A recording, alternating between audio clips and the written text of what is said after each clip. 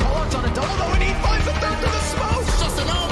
Yeah, he gets a 3K with an ult. With 3 seconds left, Final lands the pre-fire. Nobody can kill him in time. And he clutches it out. What a play from the alibi as the lobby player goes unchecked.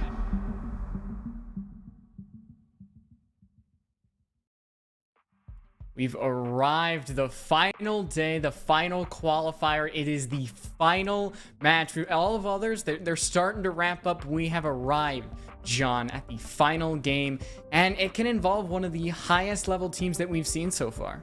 Yeah, we've got 6 Karma versus Above the Law. And quickly, we can take a look at our graphic that we have to show what other games are happening across the pond here for Super Stream and SAO Stream as well. I believe we've got, Dan's game being streamed over for Super, and then for SFCL match, that will be S2 Esports versus Mystic Academy. Super's stream is technically Not Weaves versus Collegiate's match as well, but, Not Weaves, that's Dan's team.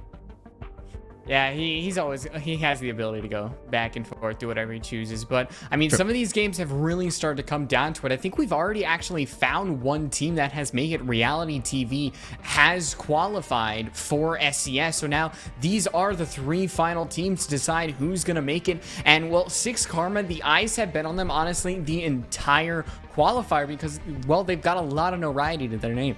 Yeah, I got the privilege of casting their earlier matchup here in the round of 1 against Homeland, and they looked impressive despite, having a couple of maps that at the beginning didn't look too great. Cafe more specifically, they still kept a very level head, and they still had the basics of Siege really mastered down. Their coordination on the attack was spot on. They were very consistent at least looking for the entry, and then towards the late game, they almost found the entry every single time. They were just an aggressive ragtag group of guys, and I mean, it worked perfectly against Homeland. They did flawless on Bank, and they took their opponent's map pick on Cafe, which was more than what you could ask for. And unfortunately, we don't really have the same amount of variety here for this best of 3. It will be Clubhouse, Oregon, and then the last one of Bank, but still maps that I think both teams are pretty comfortable with, which is what you really want here. Yeah, you mentioned how good 6 Karma is at just those very basics of Rainbow Six Siege. You're going to get a lot of that going to Clubhouse in Oregon because that's really what you can do, especially on Oregon. You do the default and you do it well. You might end up with the map victory as a whole, but that's the second map. We're on the first map. It's Lion as the first ban, and it feels a little different than what we've seen, but it still kind of falls into that meta operators that we've seen a little bit from the attack. Yeah, pocket EMPs, good info primary gadget, good gun overall as well. It's more or less a comfort pick, I feel, for 6 Karma, as they have banned that operator religiously, but it's not a horrible one whatsoever, even for this map of Clubhouse. A bit more standard removals here by Above the Law, though you see the Habana, so getting those hatches opened up is going to take a lot more time, and you could maybe see impact tricking depending on what site is actually in play for 6 Karma in the first half, and then followed up by a mirror, which is also really default for Clubhouse. Finally wrapping things out with a my ban, so playing into Rafters could be a lot more challenging for like a CCTV site, for example, and a couple other places too. So overall, great bans here for a map of Club.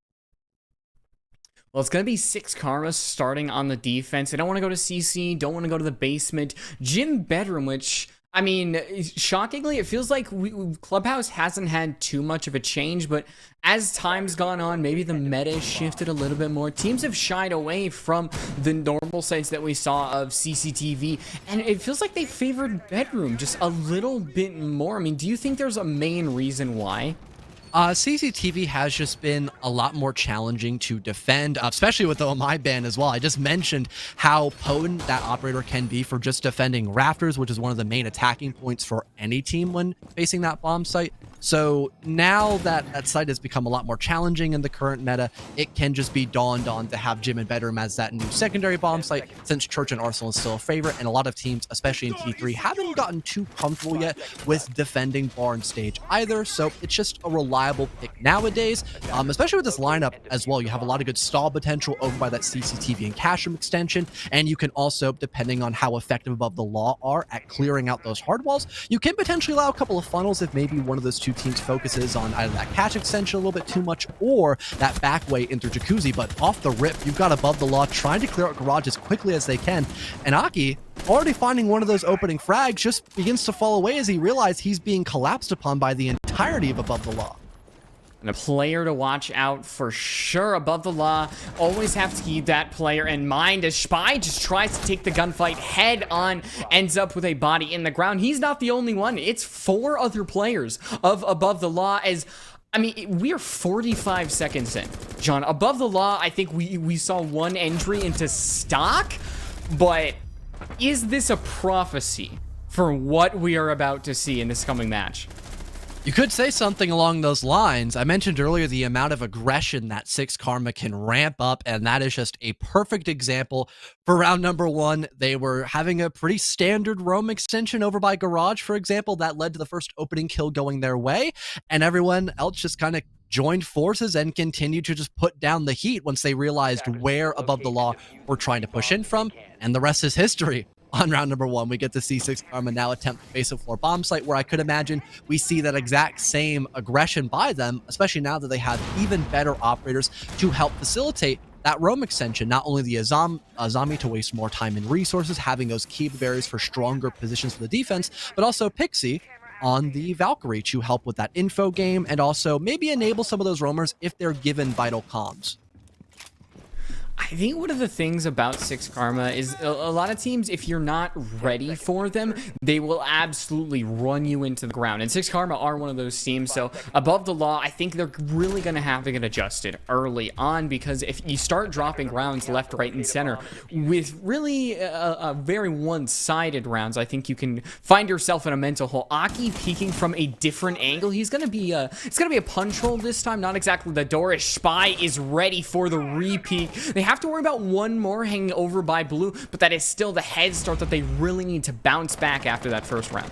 Still having plenty of the map to work with, though. Definitely potential to build up maybe some sort of trade during the early round. It has only been 30 seconds, so having the ability to go in for those immediate gunfights can definitely allow you to be a bit more aggressive in the late round if need be. There goes a second and a third now for Shapai. He's making quick work of this defensive extension by Garage with that AK-12, and now the rest of 6 Karma might be looking to be a bit more passive in this round. You've got Pixie falling back a bit closer towards the bottom of Blue, and the Kaid, I believe, was over in dirt for just a second, prepping another Kaid claw over towards that kitchen hatch, and now they're looking to maybe just rotate around and be in a better position to get ready for that execute by Above the Law, but they still have a minute 50 to burn off the timer as well. V Above the Law can just simply gather information and fully set up, not only just in this blue position, but maybe rotate all the way around towards main to make sure they have everything accounted for in this next moment. Above the Law need to make sure they're focused, because sometimes if you have a lot of time, you could just end up droning for too long and just your mind just ends up slipping because you have so much time to your name. Above the Law, they're gonna lose a player for their actual execution, but they still have so much time to work with. There isn't much vertical play. You see, only breaching charges, no sledge is in play. In fact, Above the Law didn't really bring any of that to begin with. So it's really just going to be about how the actual execution onto the site happens. I mean, I'm looking at Pixie's C4 because that could be a golden goose in his pocket. So 6 Karma, I'm really not counting them out in this scenario because Pixie is going for a late roam. You can see it, Badger, Hangover, and Lounge on a drone. If Pixie is not caught out by the player potentially over in blue, this could be disastrous for Above the Law, but Jolt has the information, spots Pixie's body, and does enough damage to really keep them away from the Garage. But like I said, you can never count 6 Karma out. Pixie finds one, Physics gets another, and it's just the player who started out the round all alone inside of dirt. They push the lone Kaid inside of sight, make it a 1v1. It's gonna have to be an ace, and it is, fellow. Through the walls, Spy brings this team back from the brink and ties it all together. And mirror matching aggression with more aggression out by the ace, just flat out entering the building after working that opening kill onto Akai and still just settling the score with the entirety of 6 Karma there on that round. Great job by Shapai, and as well making sure that you have a couple of extra areas that can be used to enter into the bomb site and maybe set up for a bit more of a proper execute, as if Physics was not able to win that first confrontation towards the bottom of blue, that would have been a potential pincer, having someone try to get that plant down a bit closer towards dummies or the back of those boxes, while having theoretical coverage on a good cutoff angle by Shapai, of all people. So that wasn't a bad setup whatsoever by Above the Law, but just winning that round altogether by the hands of none other than that hard breach player of Shapai. good stuff done by him in particular, and Six Karma thinking maybe they have better luck re-attending this bomb site. They'll opt to go here rather than something like Bar Stage or CCTV. A lot of us are looking at, you know, Six Karma and kind of predicting this to be a one-sided affair, but it would just be lovely. Two teams go back and forth. I mean, last qualifiers, the last game of the entire quals was a max OT map game to decide who finished it out. And, well, maybe we'll get that. Maybe we won't. We're only in round 3 of the first map, so a lot of siege to go. But so far, above the law, they're keeping in it. They're not allowing Six Karma to get a massive lead over them like I was talking about earlier, but well, Skimzy going for a peek. Maybe Aki will just hang out by Blue, try to get one of their own, but it's kind of Karma falling back to the old. And so far doing a little bit better in comparison to round number 2, where you had the Ace just blitzkrieging in and killing every single roamer that was over by both Stock and Secret. C4 tossed out, but luckily the Ace of Shapai is able to evade it for the time being.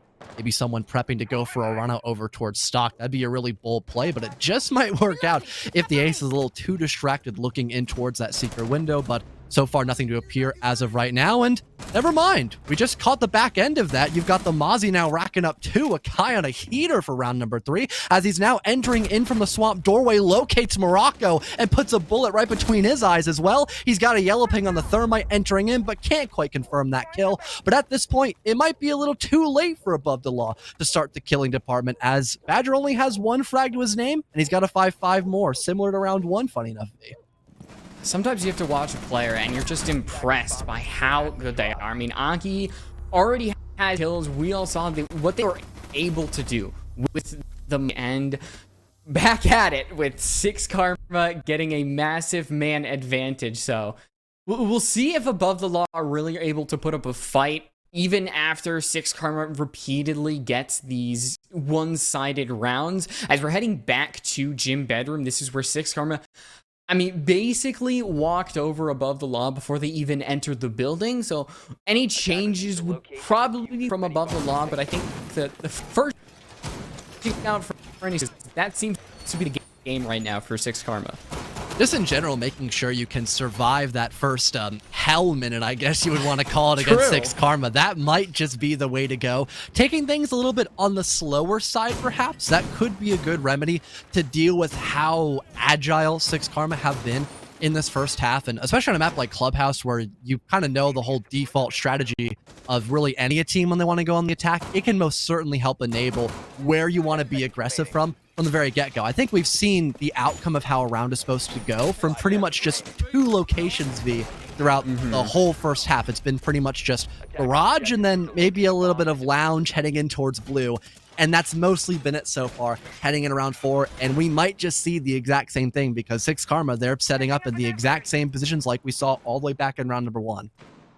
I mean, another way to kind of look at these rounds, the size of individual players. I mean, the second round, you got Shapai. That third round, you've got Aki. So far, kind of these individual plays from certain players that are making the difference in a lot of these rounds. So who is it going to be in this round? Is it going to be Aki again? Is it going to be Shapai on the A? Somebody has been stepping up each and every round, and well, Aki wants to claim that trophy again, just trying to take out the player hiding behind that little square area.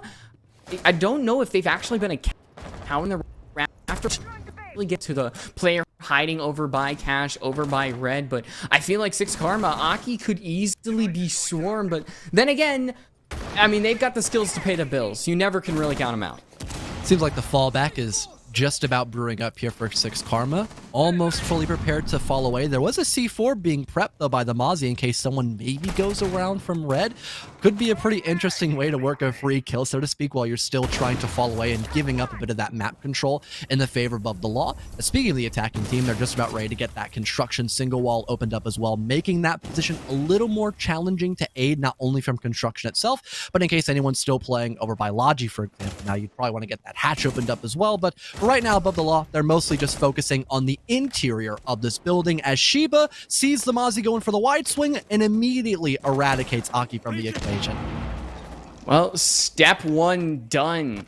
take out the gunner on the defense. And now step 2 through however long Above the Law wants, however complicated they really want to make this. Morocco makes it so Above the Law gets an advantage, but Morph hasn't been accounted for. Shiba peeks into Lounge and makes sure that the Roamer doesn't have any more presence in this round. So 6 Karma have the 2 members centered onto the site. Physics is more over by Laji, but Skimzy is in the site itself. The main defender who's been spotted out by those Jackal pings, taking a little bit of damage as he has to run away. As Above the Law, this is another good chance they have to claim a round, but it has to be taken by force. 6 Karma are still alive and swinging. Morocco is going to get another ping just to spread out this last Skimzy's player. So Above the Law firing right back. It's exciting to see this team not go down.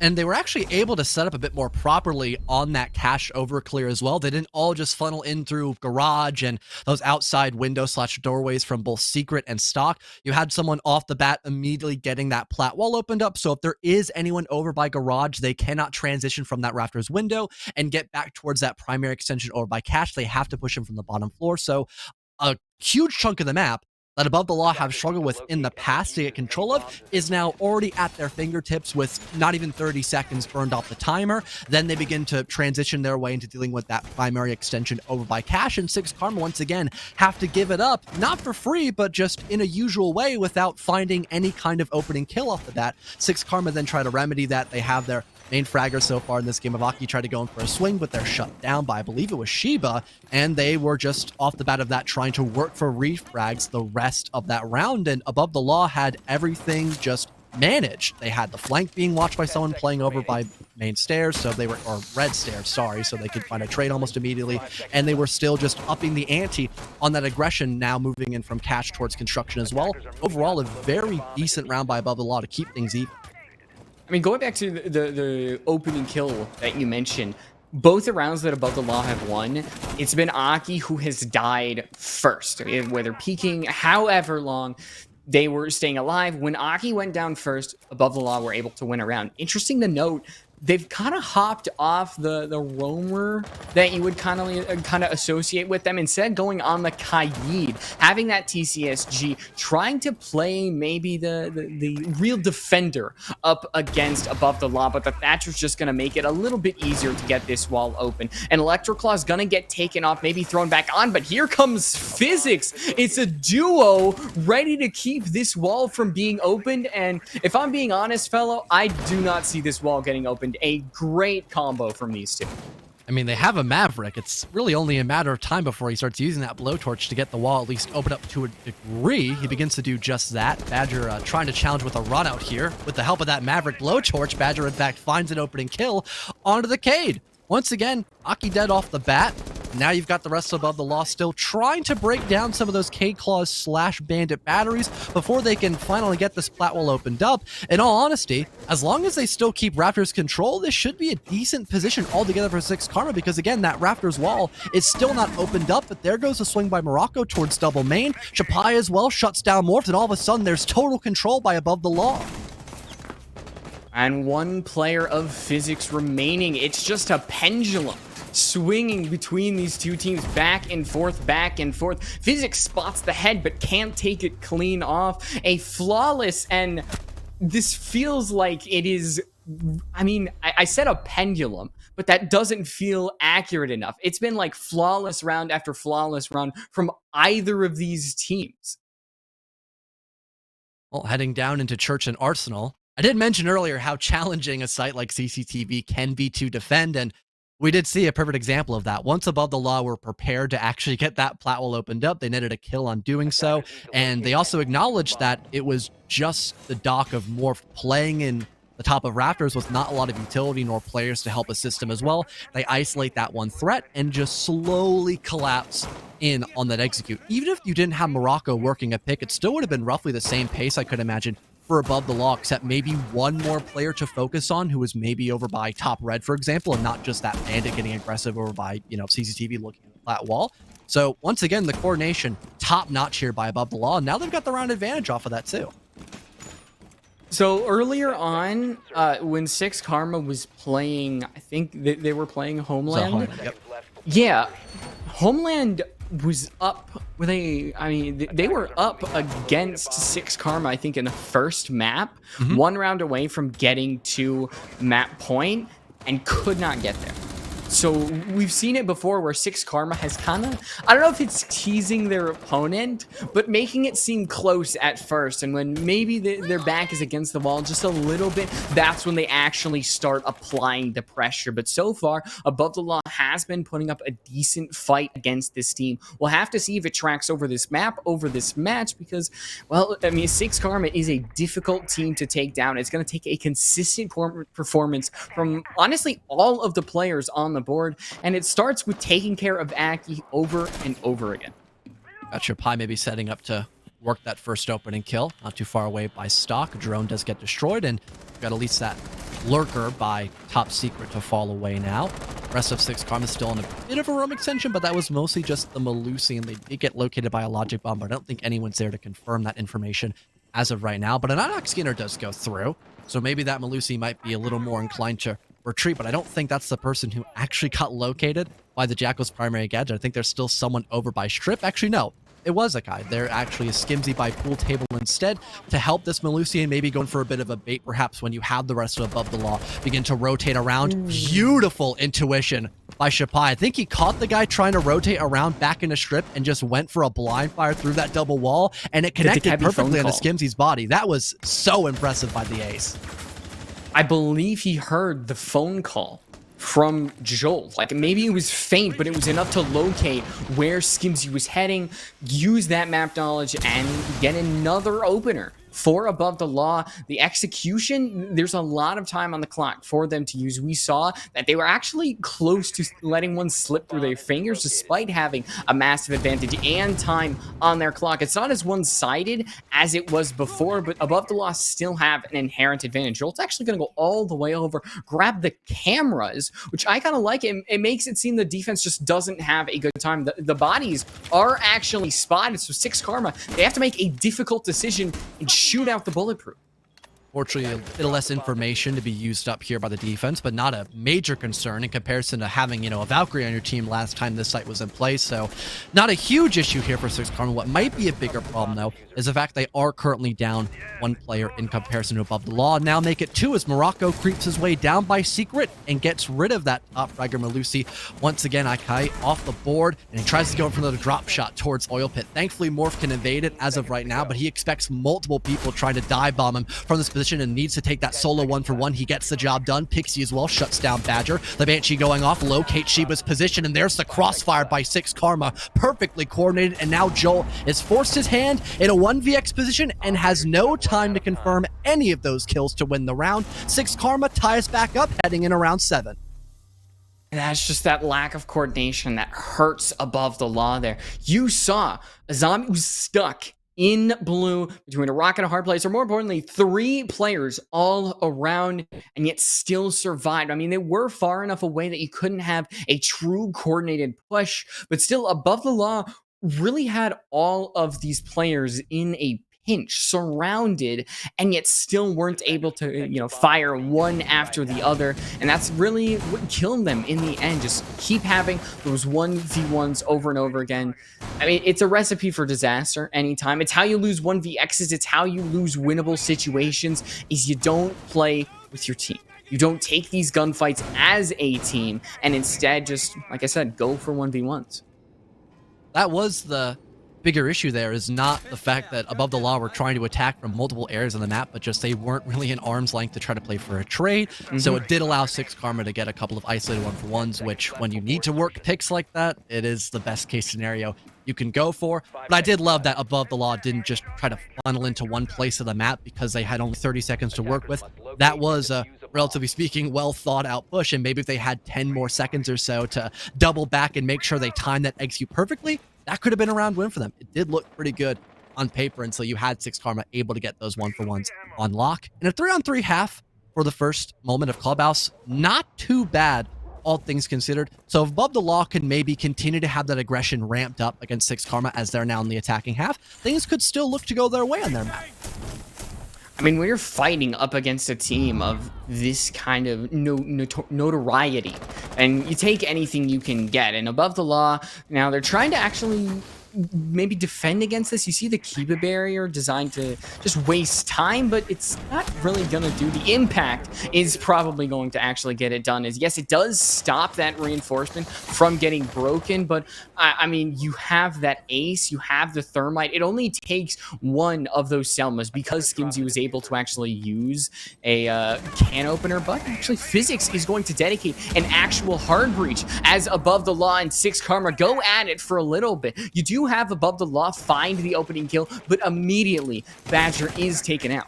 It's a good opening kill, at least found by the smoke. Sadly, though, traded back. Those Toxic Babes no longer a threat here for 6 Karma, and neither are the impact grenades. They run out, and the hatch more or less gets opened up. The only main issue is they are very short on hard breach devices. They might have a Selma or 2 left here by Morph, but that would be about it. He's got 2 in total, so at least the church triple wall could get opened up if they still want to attack from that front, but that would more or less be it here for the offensive side here by 6 Karma. You've got Above the Law able to find yet another one, as Shiba will be able to eliminate Pixies. He walks his way down in from dirt, and now 6 Karma are scrambling to find a way to really get an impactful opening here against Above the Law's defense. Pixie just kind of seemed all alone. Like, you have everybody above this kitchen hatch, and then, I mean, Pixie maybe was trying to take advantage of a distracted Above the Law, but you still gave up a man. So now it's 6 Karma having to work with 1 player down. You're going to have the drop actually happen, but Shiba's able to peek. An immediate refrag comes out from Physics, but it's still a losing battle for 6 Karma, as now Morph all the way back in Central Stairs has to pick up the diffuser or has to win 2 of these gunfights, can't win a single one. So Above the Law gets started on their defense with a well-traversed basement side hold. And with the Thermite's teammate dying too, there weren't many options for coverage there by 6 Karma.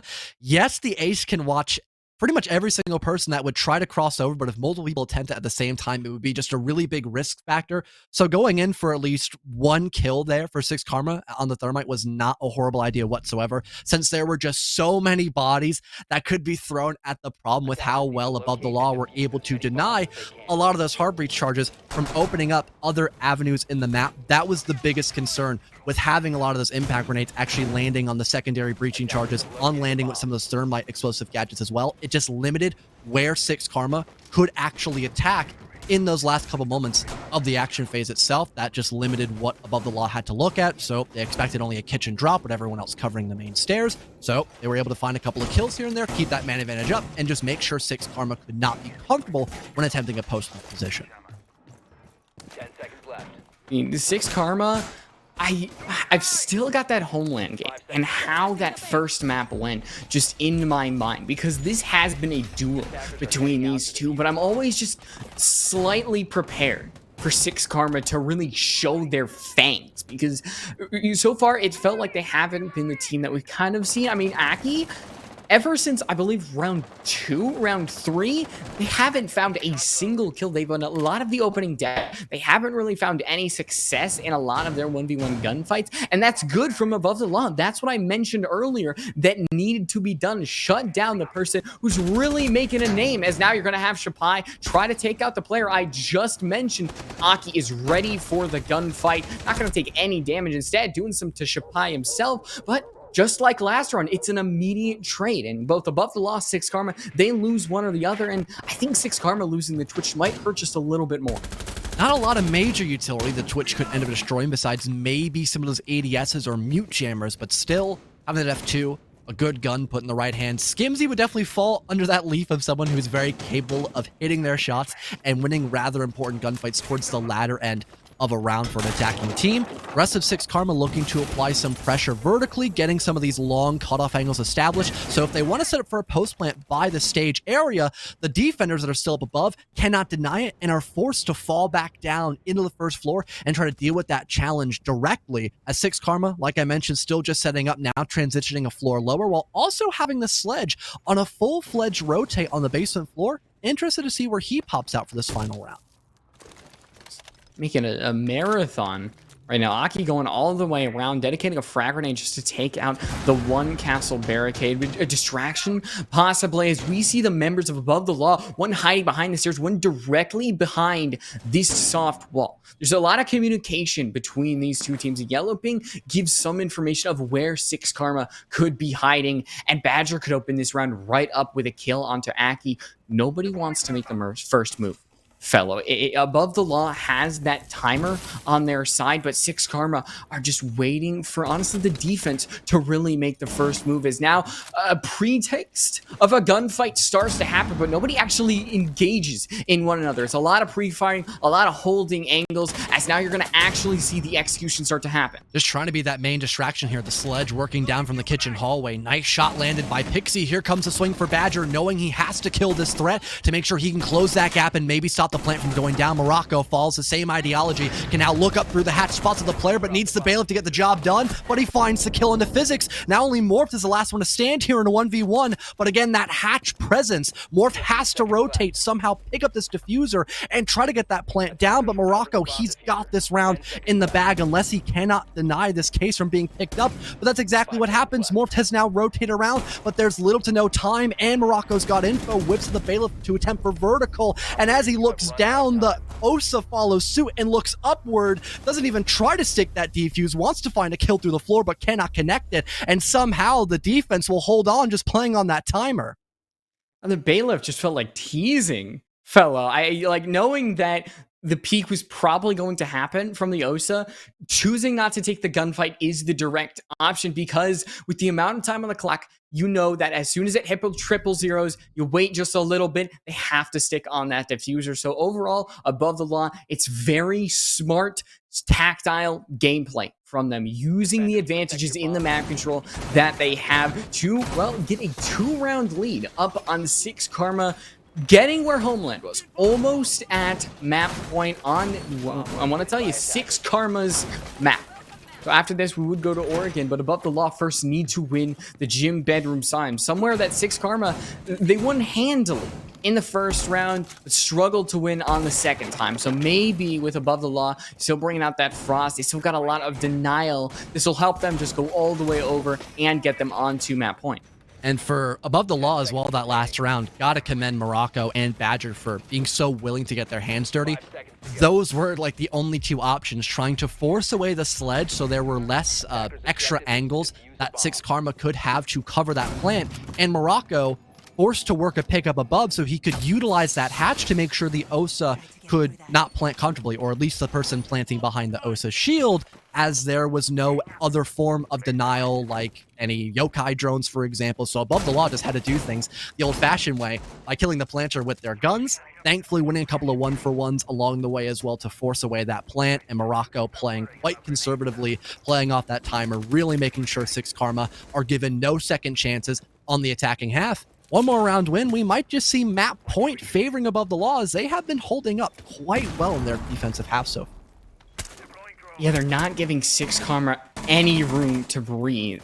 And it means that, well, Six Karma can't take that inch and make it a mile. This wall is going to be open. There's really not much from Jolt to actually try to keep it closed. More is about maybe just wasting that utility they might see from physics, maybe catching a player or two out, as now it's less about the actual defense of the wall and more about the players that actually might enter inside of it. Above the Law has a really spread out defense. Got some in construction, got some in CC, but one of the only players in the actual site itself, Jolt, is gone from this round. Above the Law is going to have to recollect some of their players to actually hold on to this site. Badger being one of them, going to use a C4 to get absolutely nothing except a bullet to the dome. Well, with another player of Above the Law falling, Six Karma just might add another one to their stack, but who knows? Sheba and Shapai is still alive, trying to take out the remaining 4 players of Six Karma. Shapai is going to have to perform a miracle at this rate. Yeah, big shoes to fill here for Shapai. We've seen him find the ace before, but can he get the 1v4 clutch in a potential post plant?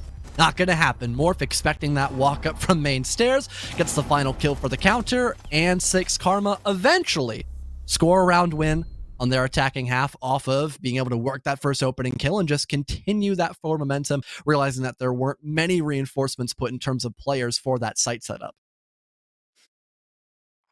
We're getting close to that kind of contested. Are we going to go to overtime? Are we not going to go to overtime territory? But basement, no matter who's been on the defense or who's been on the attack, this has been always been an exciting round to watch. I think almost every single time it has come down to some key plays from certain players. I mean, you go back to when Six Karma was on the basement. I'm trying to remember who's on the Azami. It might have been Skimzy. Can't pull it off from my mind. And then you've got Above the Law, of course, with Shapai's ace. So I love seeing Six Karma and Above the Law play. This has been an exciting first map to watch. I hope it carries over to the rest of them. And maybe we'll get a banger of a final SCS qual match. So the biggest issue here for Six Karma was the inability to stop those impact tricks from being as valuable as they were. Maybe the idea this time could be just to try to ignore it as much as you can and not for a different kind of attacking clear. It seems like for Six Karma, at the very least, they still want to maybe go for triple wall perhaps, but maybe that could lead more into a blue style of attack rather than wanting to fully commit to something like the kitchen hack, for example. And based on where the spawns are here for Six Karma, that could lie into that potential idea, as you've got the Thermite beginning his way from garage, you've got someone both from stock and also I believe near maybe the back area of kitchen 2 just being an exponential area. So for Six Karma, they want to start their way over and from garage, and yeah, seems like they want to heavily tailor more of a blue slash stock attack and maybe work their way down in from Moto through that bar hatch along with the triple. Drone activated. Six Karma taking a couple of seconds, just drone it on out, get the information that they need, maybe catch any roamers that could be hanging around, because roamers sometimes have made or break some of these rounds. But Above the Law, they're more or less centralizing everybody inside of the site, waiting for the actual execution to happen. The impact tricks could make or break the round, like you said, all the way back at the beginning one here. And well, with that hatch still closed, that is still something in play. So now you're going to see Physics open up this blue hatch as Morocco, an explosive beginning, takes out Aku, who still has been struggling after that amazing first couple rounds. They are going to get put down to the bench, but Pixie's hopeful frag grenade, it gets zapped right out. ADS not having any of that tomfoolery there with the fragmentation. Six Karma once again on the back foot here, but at least the hard destruction has gone their way pretty well. Still getting that bar hatch opened up leading into Moto, and a bit of information as well to see how exactly Above the Law have set up that church position along with the blue extension lying in wait. Morph just immediately drops down the Moto hatch looking for someone over by that single ash wall and begins to start getting a couple of angles adjusted over by that triple wall I had previously mentioned. Jolt not able to react in time to break off a couple of those Selmas, so I believe at least one of them actually will stick around. And here comes the swing by Skimzy, completely taking Shapai by surprise, but at least Sheba's there on the trade by that single doorway, and still the rest of Above the Law are holding quite strong over inside of Church V. Utilizing the time that they have is the most important thing, not taking these gunfights when Six Karma could have the advantage, but Jolt not having any opportunity in that situation with the frag getting the kill right there. As now Morocco is just going to take a one-on-one gunfight that leads to Morph getting down, but not taken out. Otherwise, it still leaves Physics in the 1v2. There's a lot of pings, as I believe Physics is just constantly getting red ping. Morph is going to slide on over. There's no chance they get revived, but now it's a 1v1, but I believe that was through the wall. Tachanka was able to actually find the kill. So Above the Law, they have reached that apex peak map point. And still having those Kibas alive as well for Above the Law, it did allow them to have a bit more leeway when Church was being attacked by Six Karma, but still having enough control of that bomb site to make sure Above, or at least Six Karma, sorry, could not actually attempt a proper post-plant position. On top of that, still having a ton of info with those Evil Eyes, still having the Shamika launchers available too to keep away the rest of Six Karma. It made a complete night and day difference when Six Karma was trying to enter the bomb site, and they still had to funnel in from just that single doorway, especially since the trade potential was super strong by Above the Law when that blue attack was brewing up there for Six Karma. So they had very limited options when trying to get that execute button to go full green. Wasn't able to happen, and now Above the Law, like you mentioned, will take map point on their selection of Clubhouse after still having a relatively solid second half against Six Karma. Our stage is, I mean, you talked about how teams haven't really felt comfortable going on here. clearly Above the Law is bucking that trend. This is a site that I guess they just feel comfortable on going here. Again, it's not something where they're kind of forced to due to the fact that they've won all of the popular sites. No, they're choosing to go to Bar Stage, and it's really not shocking why, fella. They had good control of the second floor, and once they kept control, you saw Morocco was able to win the clutch scenario to allow Above the Law to win. So if they continue to pressure back a lot of these 6 Karma members, keep the roam clear from being as effective as it can, then I am expecting them to win Bar Stage again, but it could start with Morocco finding Pixie. Only a little bit of an arm shot. It's not going to do much to affect the round, but it still might scare 6 Karma from really taking this peak in Garage. Say the attempt was there, at least for the time being. No negative value, so to speak, here for Above the Law when going for that engagement, especially if you had found the kill in the bucket. Would definitely slowed down a lot of what 6 Karma could have brought out here. Or this attacking clear over by Garage and Plat, heading into, once again, that cash room to make sure they can actually deny some of those roamers from effectively stopping the plant from going down. We saw how potent Morocco could be when he was able to reclaim construction room, kill the guy over in cash, to then look over through that hatch to make sure the post plant could not be a position that 6 Karma could hold in those dying seconds of the execute phase. And once again, 6 Karma looking to do the exact same setup, getting that single wall opened up, trying to force away the defenders. But again, if we see that same type of isolation here by 6 Karma on the top floor, it could just be right for the taking once again for Above the Law. You're having a little bit of a dual-pronged attack. They have to focus on the top floor while also exerting a decent amount of pressure onto the people playing in the actual site. That's mainly Skimzy's job, but the main goal is just this top floor, because that's really what Above the Law allowed them to win the previous round. Physics is trying to hold an angle to catch anybody out who may be just straying beyond their allotted position. Sheba could fill that role. They actually pushed towards the bedroom.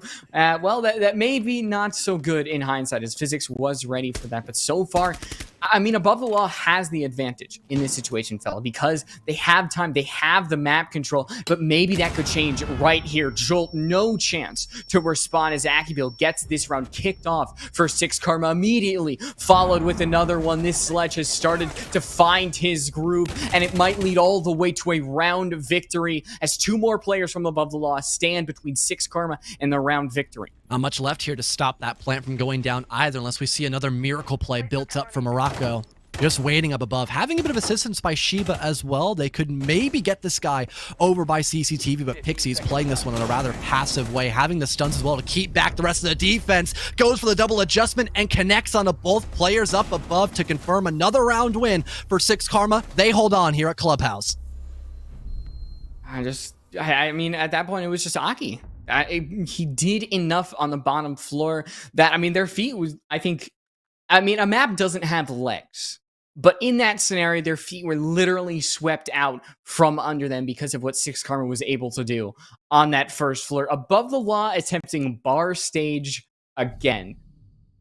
I mean, how do you feel about them going to Bar Stage? I mean, I've kind of made my opinions known about Above the Law going here, but I kind of got to hear your side of the story, because I don't necessarily think it's a bad idea, because it's more or less been the win condition of how much space can your lurker actually make before going into these executes, because we see 6 Karma keeping a relatively similar attacking style when they do that garage/plat wall overtake to get full control of both cash room and construction. But the two differences were how effective Akai was playing from that lurk position. We saw he was basically forced away by Badger a majority of that round when he was over by Kitchen, but last round he found 2 opening kills for his teammates, and it caused complete chaos for Above the Law, and the only people that were still alive were those 2 defenders up above, not able to push away Pixie at all to actually play on that hatch properly. So if we see maybe Above the Law able to shut down that lurking Sledge, so it is only that presence on the top and middle floor looking to go for that stage plant, this could actually be a 7-5 win for Above the Law, but that's a very big potential. Oh, I mean, there was a lot of potential in that position, but with Jolt going down, you mentioned a 7-5 potential victory for Above the Law. That's going to make it a little bit harder. Losing 2 key players in 2 key positions. Morocco holding this wall has been spotted out. I mean, they just have to accept death or take this gunfight head on. They choose the latter, somehow don't take any damage until the initial fire stops. But, well, the pressure that's mounting on their shoulders gets even heavier as their friend Badger falls. I mean, these roamers are going to have to perform some amazing feats of Rainbow Six Siege. Bullets are flying everywhere. Morocco, a great shot onto Mort, but he's going to have to do a little bit more than that, and Skimzy stops him right where he stands. So a 1v4 ahead of Sheba to keep Above the Law from going into overtime. Six Karma have really read into what Above the Law are doing on this site. They know how to work around it, and now they know how to win this site and potentially put us into overtime. They're still keeping things business as usual, too. They're not trying to overswing into Sheba. They're trying to gather info on this lone vigil to make sure they know how exactly to play in this 4v1 to make sure they just don't drop the ball. And there it is. The Sledge player mentioned earlier gets the final kill for the counter, and overtime is now on the docket for Clubhouse as Above the Law just were not expecting someone to immediately barge in from the main double door to just swoop in towards Lounge and net so many kills in just 20 seconds flat. Getting a pause on the board, so I think there's a little bit of, side swap. I mean, maybe that's not why Above the Law actually chose to bring out a pause. It could be for tactical reasons, but I mean, both of these teams have felt good both on defense and on attack. They've shown strengths and they've shown weaknesses, as we might have a little bit of, camaraderie between these two. They're trying to figure out who's going to start on the defense and who's going to start on the attack. So overall, just making sure you don't toss away your map pick. We saw that happening by Homeland against Six Karma, and they were so unforgiving against Homeland. When we saw Bank in play, they just butchered Homeland. That's the blunt way to put it. And having, Bank as a possibility towards that third and final map Above the Law, they would probably prefer not to have that as an option and might just want to try to take this best of 3 win a quick 2-0 fashion, perhaps, since the next map is going to be Oregon. That would give them another fair chance against Six Karma, as that is another equalizer map. And so far, in an equalized environment, Above the Law have been keeping pretty collected overall against Six Karma, despite, having a couple of rounds where they just get completely surprised by Six Karma when they go in for more of an aggressive play. But when that is turned down a notch, or at least when they're prepared for that same kind of aggression, they're able to match it pretty well to make sure Six Karma don't get any kind of overwhelming advantage that Above the Law cannot come back from. We've only seen that a handful of times, and that was off the bat of, a lot of, immediate spawn peak / aggressive swings over by Garage in the first half. Then you had that one Jacuzzi round where everyone just kept swinging into Six Karma once they got that double opened up. And then the most memorable one was that last round where you had 2 people immediately hop in through that castle barricade the second it was opened up to just look for gunfights by Lounge. So I think this first round could potentially make or break Above the Law. I feel like Six Karma, they haven't stormed their way back. I mean, it was 2 rounds, but still, I think control of this map is, you're fighting between these 2 teams, and Six Karma has a much bigger hand in this scenario. This being their map pick, this just being the type of team that they are. We've seen when their backs are against the wall what they are able to do. Aki wasting no time charging inside of the site as Shapai is just waiting around blue. The drone automatically spotting the Jaeger, barely surviving, but him. not for much long. That was, you just heard the Dead by Daylight chase music right there, fellow. Oh, surprised he didn't have any red shimmering past his body as the killer just got closer towards him. Shapai already looking in spectator modes, it seems, on the hook against Six Karma as they net that first opening kill and look to replicate a round similar to what we had them attempt last time. I would assume they want to go in for another blue attack and go in over from triple wall, as sure, that round wasn't a win, but it looked a whole lot closer in comparison to when they tried to get the kitchen hatch opened up and do more of a dirt kitchen over attack from the round before the last time we saw this site in play on Six Karma.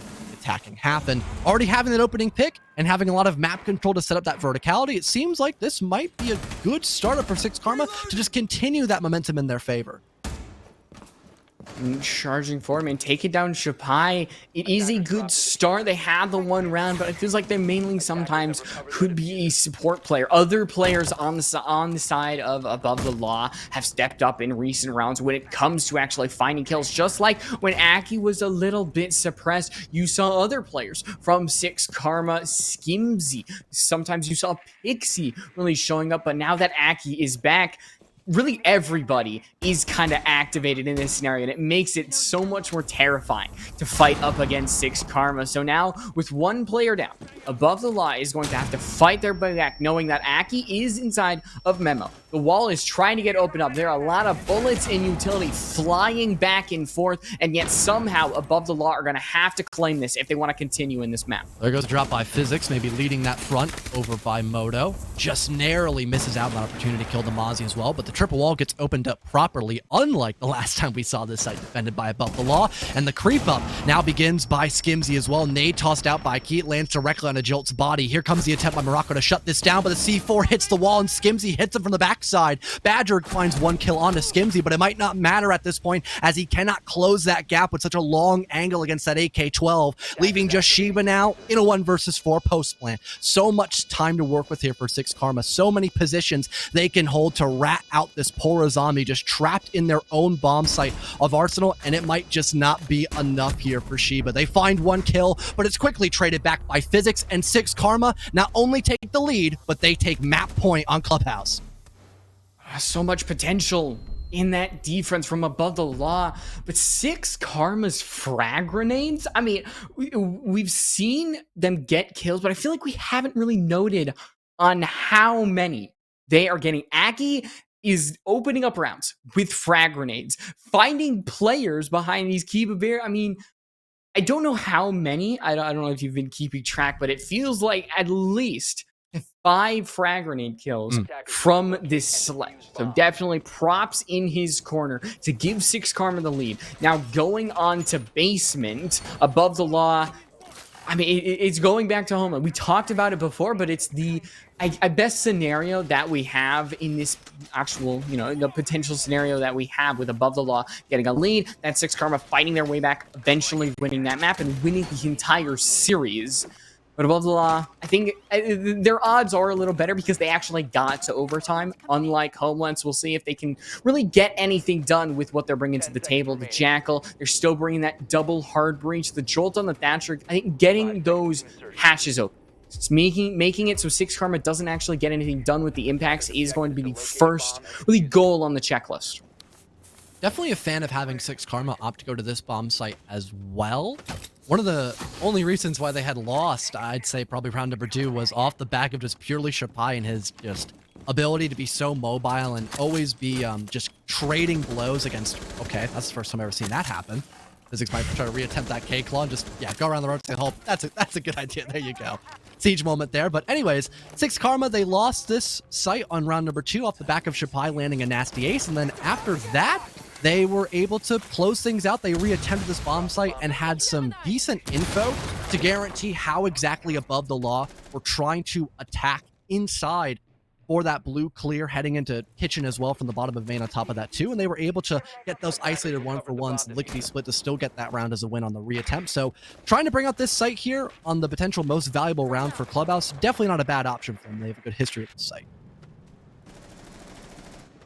Well, nobody from Six Karma is essentially on that roam. I mean, you can see the 3 members inside don't really know where actually everybody is, but I'm guessing they're just kind of centralized in the other maps. Yep, that's exactly where they are, but the floor just quaking above Six Karma. The cameras will be shot up. Morocco is already by those central stairs. He doesn't have the Aki nades, but he's still going to be able to cause some noises. Now that Surya Gate gets reactivated, Morocco, being Yana, can use the Gemini clone to actually destroy it, not utilizing any drones, frag grenades, so that is some utility that will be used. The first kill will be awarded to Above the Law. It's what's allowed them to win a lot of these rounds. It's not onto the coveted player of Aki, but it's one onto Morph. It's one onto Skimzy, but we've seen Above the Law in this situation. They have time, they have man advantage, and they've lost it in the previous round, so it's up to them to make the changes that they need to do and actually take us to max overtime because their backs are against the wall here. Hatch opened up. player in dirt as well to really try to close out this round to make sure you could go the full distance here. A 15-round matchup here for the first map of this best of 3 series could be huge for Above the Law. Looking to finalize this 5 versus 3, gathering a bit more information as well, just fully guaranteeing they can work some sort of other kill. The yellow ping onto someone who's just crouched along that double door, but so far no angle along that verticality to actually score a kill just yet. But still, this information is going to be king for Above the Law, since they only have to spot out a handful more defenders before they can really close in this distance and make sure they get round number 14 as a win, rather than being sent over to Oregon before they would probably anticipate it. But they've got a lot of time, at least the exact opposite of a lot of time. They are really short on seconds to try to get in here and work these last couple of kills. There goes a couple frags the way of Physics and Pixie as well. The swing by Shapai, though, rotating around from blue, nets himself one, but it's only down to that lone player stuck by boxes. And thankfully for Above the Law, the last second rotation was the right idea, just to make sure they don't funnel in from both dirt and kitchen. That's what ends up guaranteeing them the full 15-round matchup. Oh, I don't know how I would have dealt with Above the Law being in that situation a couple times before and it happening again. They make the small little decisions that they need to take us back to their own defense to win Clubhouse, one of potentially 3 maps. They choose basement again. Six Karma had a lot of control, but it came down to really the opening kills, frag grenades, everything else on their side. Just it seemed to be a gift from their own hands. So Above the Law making a couple of changes. They don't have the Maestro. There's a Goyo on their side this time. So making the changes that, I mean, are they needed? Yes or no? We'll have to see if it is. But I mean, going off of something like the Maestro, it really did help them in key situations. So Church once again here for Above the Law, having a little bit more stall potential in their lineup as well, committing to pretty heavy roam extension. Not only that, but also having Shapai on the Goyo just to have the extra, you know, like I mentioned earlier, stall potential. Some of those Goyo packs 20 seconds a pop. So depending on how long it takes Six Karma to deal with this initial threat of the roamers playing on that top and middle floor, that could be really good value coming out of those Goyo packs in the late round if Six Karma are again short on seconds, especially when it comes to trying to break some of those castle barricades down as well. But speaking of Six Karma, they are wasting little to no time just getting in the building, trying to gather more and more information and just take those gunfights once again, which Morocco, counting his lucky stars that he did not get his head ripped clean off by that F2, as Skimzy had perfect info. There was a guy top red. I mean, this was kind of what let Six Karma win a lot of these rounds, was Above the Law hanging out in unusual positions, trying to take key gunfights to allow them to get a big lead. But a lot of times it just didn't work out. And they have a lot of people spread around the site. Six Karma broke into this site. Shapai's going to try to use the C4 to open it wide back open. Both Skimzy and Aki go down, so Above the Law get an advantage. They could find a Clubhouse win. It's both Morph in this key place, and he gets burned out, blown up, rep to shreds. And just like that, what seemed like a play and a half from the Six Karma side give Above the Law the victory.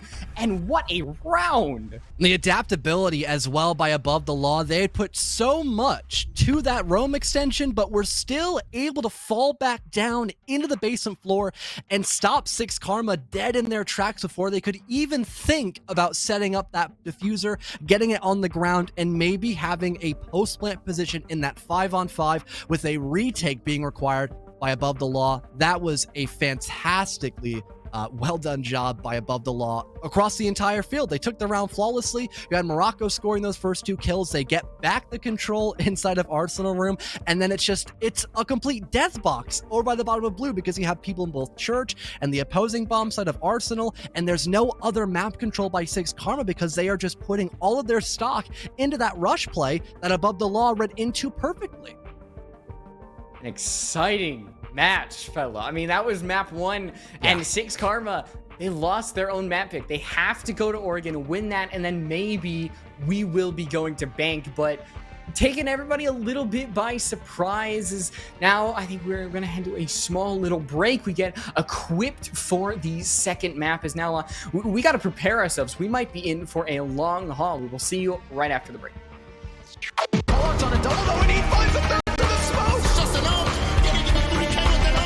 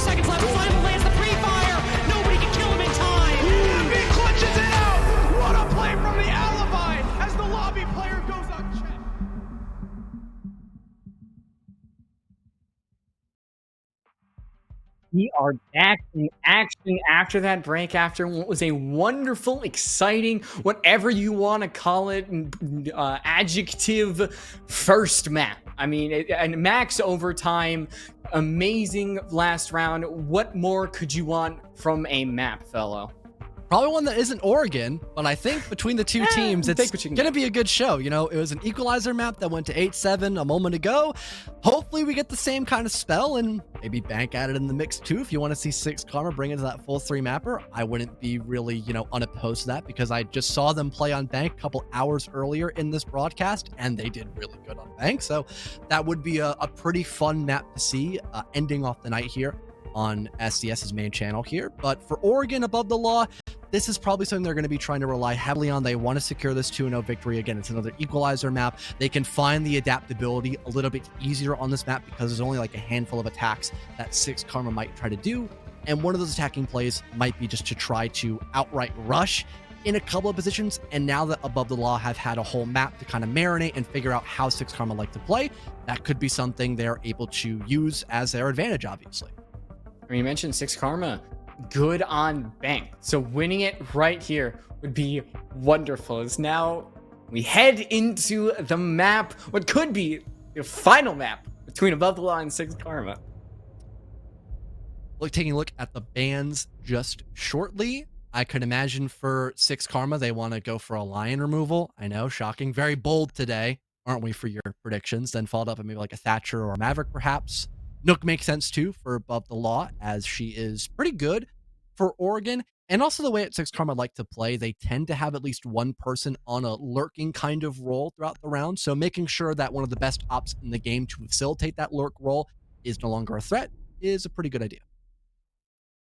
And the Lion ban coming from 6 Karma, not surprising. I mean, maybe he could have made the difference in key scenarios, but he isn't going to have any play today. So Kaid is going to be the secondary ban from 6 Karma as well. The hatches, they're going to be free reign now. Can openers are going to be used left, right, and center as the second ban, defensive ban, is a zombie. So both Valkyrie and Mira make it through. We might see them on a couple of rounds, maybe on the basement side, maybe Valkyrie on dorms. We'll have to see what Above the Law really wants to bring in this first half. We did see in the past 6 Karma bring out the Valkyrie just a little bit. Interested to see if Above the Law want to try to replicate that on a couple of other different bomb sites, perhaps. But in the meantime, their lineup looks, I'd say, pretty stable overall. A couple operators to bring out multiple sets of shields, both the alibi and the smoke. Tons of utility to kind of mask around those shields, make sure they can stay alive for as long as humanly possible, while also having Shapai on the Warden. So you're not going to have just like 1 or 2 spots that are completely reinforced against any of that utility spam that 6 Karma might bring out. Now you have the Warden where he can just simply face check against some of those flashes or smokes and maybe try to get a bit more aggressive with the help of that 1.5 optic in his MPX, or maybe just a C4 since that's what he can bring out with 2 other shields already being available on the smoke and alibi. All right. I mean, you mainly will see the Warden, I think, used for electrical drop. That's kind of the main play that Warden is used for. Shut down a Ying, anything like that. But 6 Karma opting to actually just kind of go for default, not bring any smokes. I mean, Physics has 3 flashbangs. That is mainly what Spy is going to be used for in this scenario. Maybe the C4, but we'll have to see if anything happens really with 6 Karma and some utility. I know we'll definitely see some usage of those fraggers. Skimzy going to announce their position loudly and with a drone to assist him as well. A little bit of damage, like 5 damage done with an impact rate, and doesn't even allow Skimzy to squirm in this position. They are hunting down Jolt and insistent on staying in this position.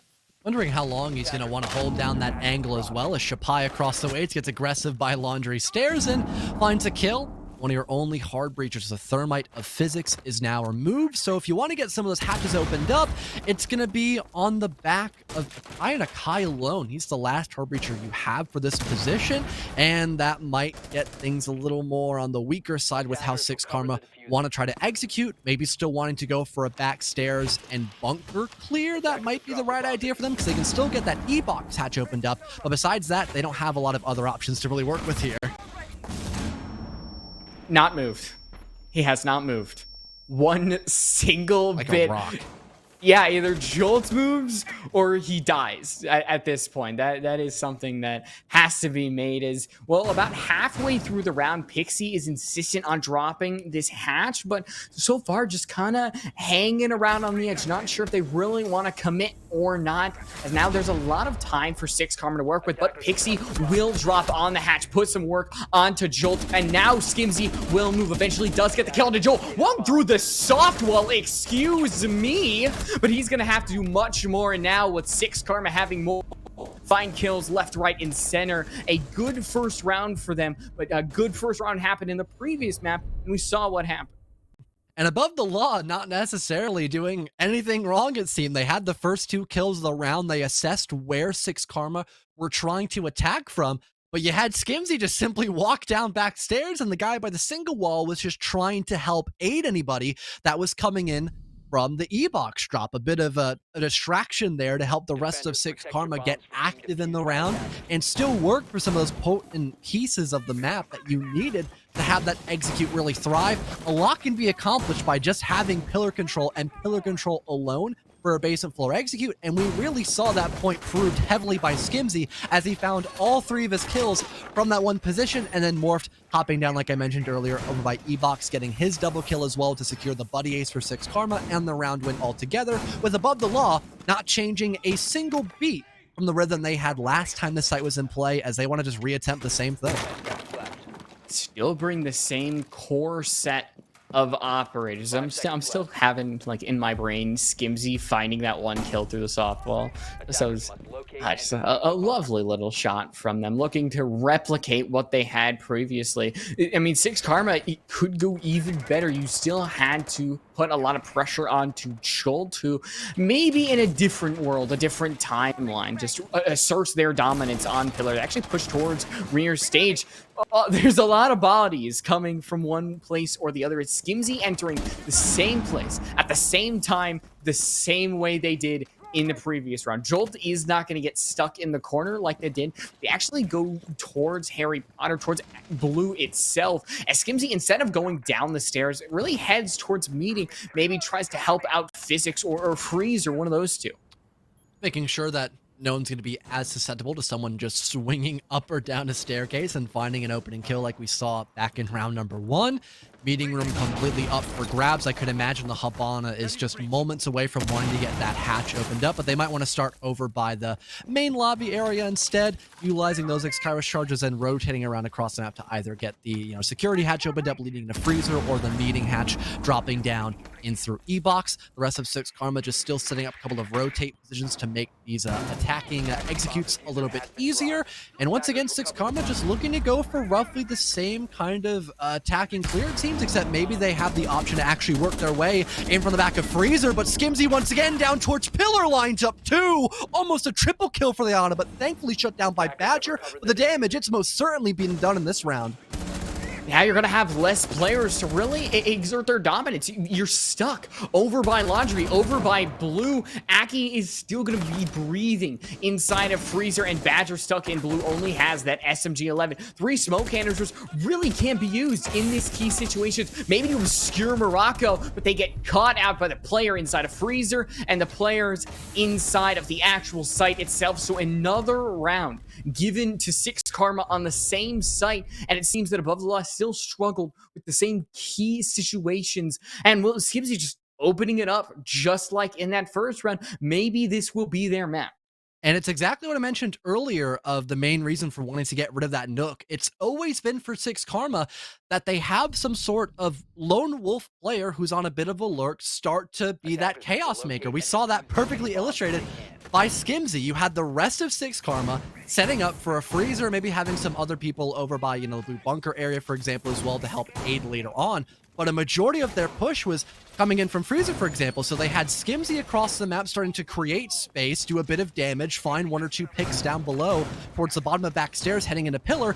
And that creates so much space for the rest of Six Karma to get into freezer and start setting up for that post plant. And it wasn't someone in bunker, my mistake. It was an E-box drop leading into the bomb site. But now that Skimzy has made so much space for that freezer player, you now have perfect coverage after the death of Skimzy to make sure no one can clear over and actually kill the guy planting the fuser as you have people in the bomb site. And again, just that entire angle the guy's holding by freezer door to cut the bomb site of supply in half.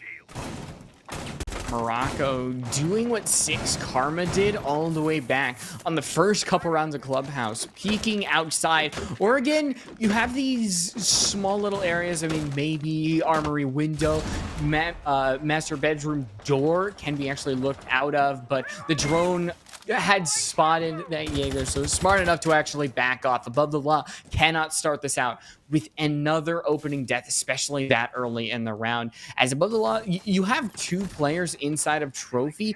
I believe that's what they're really trying to hold with the deployable shield, with the actual ADSs and all of that jazz. They're going to try to hold on to it, but really, it's going to fall relatively easily as now Spy backs up. I think the Twitch drone was the main thing that just caused that fear in them. All the ADSs, it seems like it's kind of being thrown away. Six Karma now getting this back wall opened up, leading in from closet towards the bomb site itself. Rest of Six Karma still getting their clear down for the rest of Armory, and you do have the Ace as well, getting again one of those lurk plays stacked up over by Attic potentially as well. There goes Skimzy just waltzing in from Trophy Room and catches the guy by that Attic wall that's still opened up. The angle working both ways, just favoring the attack this time around. And with the help of that explosive lifeline, Skimzy nets another one for this round. 5 versus 3 and make it a 5-on-2 for the offensive side of Six Karma. As Physics through the breach scores one. Both players now on the defensive side just stuck over by white stairs, but the case player has been dropped. Six Karma looking to readjust. His Pixie will now pick up that case. And as well, gets that revive down on the thermite, but gets caught in a bad time. Morocco, though, just not able to deal enough damage in that position. Sheba thankfully gets a kill onto Morph, but there's Skimzy with the assist. A triple kill now before being dropped onto the floor, and Sheba forced on a long rotate, heading back down in through Master. But maybe this could be something to work against Six Karma, but no. Skimzy expects it, gets revived off the ground, immediately sets his eyes onto Master, and racks up a quad kill for the Twitch. Skimzy is LeBron down 2 to the Warriors right now. Like, the amount of kills he has been racking up in those 3 rounds is majorly impressive. He's already really gifted Six Karma 3 rounds to the board. Above the Law, still sputtering on where they want to go. They opt to go back to basement. So now it's just kind of the same story that happened on the previous 2 rounds, is making sure you don't have those players from Six Karma drop down E-box, find the kills, go down the white stairs, find the kill. It is just exerting the map control that you have naturally as the defense. And, well, honestly, that's going to be a struggle. Off of what if Skimzy is doing right now, I mean, they have a 3 kill per round. Seems like so. Yeah, it seems like Oregon is Skimzy's playground, really, and we're just all observers to what we've just seen now 3 rounds in a row. Above the Law, clearly a bit questionable as to what they should try to do to adapt and better challenge Six Karma. Looks like for Six Karma, they're trying to maybe up the ante on their aggression. They now have the Ying, which is just a fantastic operator to get these executes done and dusted. So long as they can just understand where Shapai is playing, not even try to kill him outright, so long as they know where he is and just play in a different position with those Candelas, they could deny a lot of extra potential that Above the Law has at slowing down this attacking lead off here. But for Six Karma, looks like they're starting out from the small tower position of the map, just gathering some information so they can probably start working their way over by security and freezer, as when they have the right amount of hard breach, which in this round they do, they tend to like to go for more of those freezer kind of clears and just have a bit of a lurk over by back stairs. Oh, no. Not again. Here it goes. Okay, the frag grenade is going to be thrown out. Maybe. Okay, no, Jolt has. Actually, actually. Yeah, Magnet did get caught out, so the frag grenade might get thrown out. It gets zapped by the ADS, but it's enough space to allow Jolt to leave the corner of death. I'm glad we didn't see him get stuck there for another minute and 30 seconds because, well, it just would reinforce my theory that it's just the same rounds happening over again on the basement side. Six Karma probably going to assert themselves by Freezer, by the white stairs, and when the times comes, they will push and potentially go down, but an impact deals almost lethal damage to Skimzy. That was, I mean, put that man on the Yankees or something. Where he's been pitching. Might just happen. Might get a contract for next year. Who knows? Anyhow, back on the now of the moment.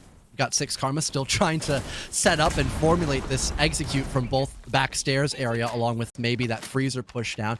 You got Kai actually working his way a little bit closer towards the laundry side of the map instead, bring out those Candles once again, which could make a load of space for Skimzy to start just creeping his way past this freezer angle, but no one's currently watching it from either closet or that rotate position either.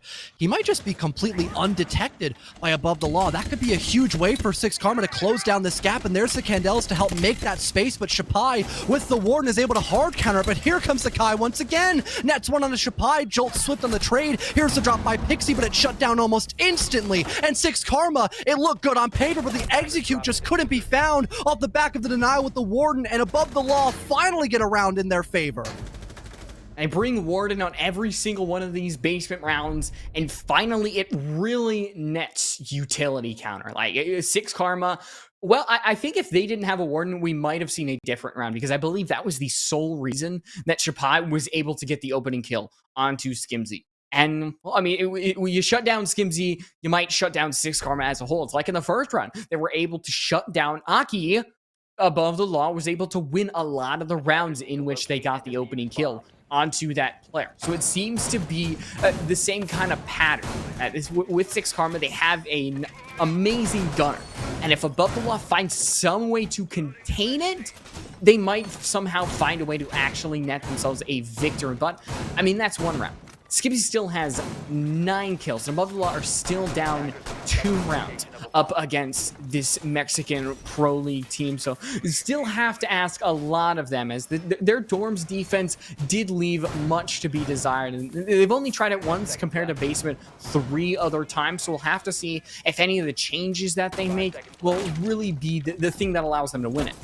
For Above the Law, seems like they've completely changed how they want to defend this bomb site. We saw last time a trophy extension, one of those 2 hard walls actually opened up to get a better angle for Above the Law to make sure trophy room is not going to be instantly attained for the offensive side.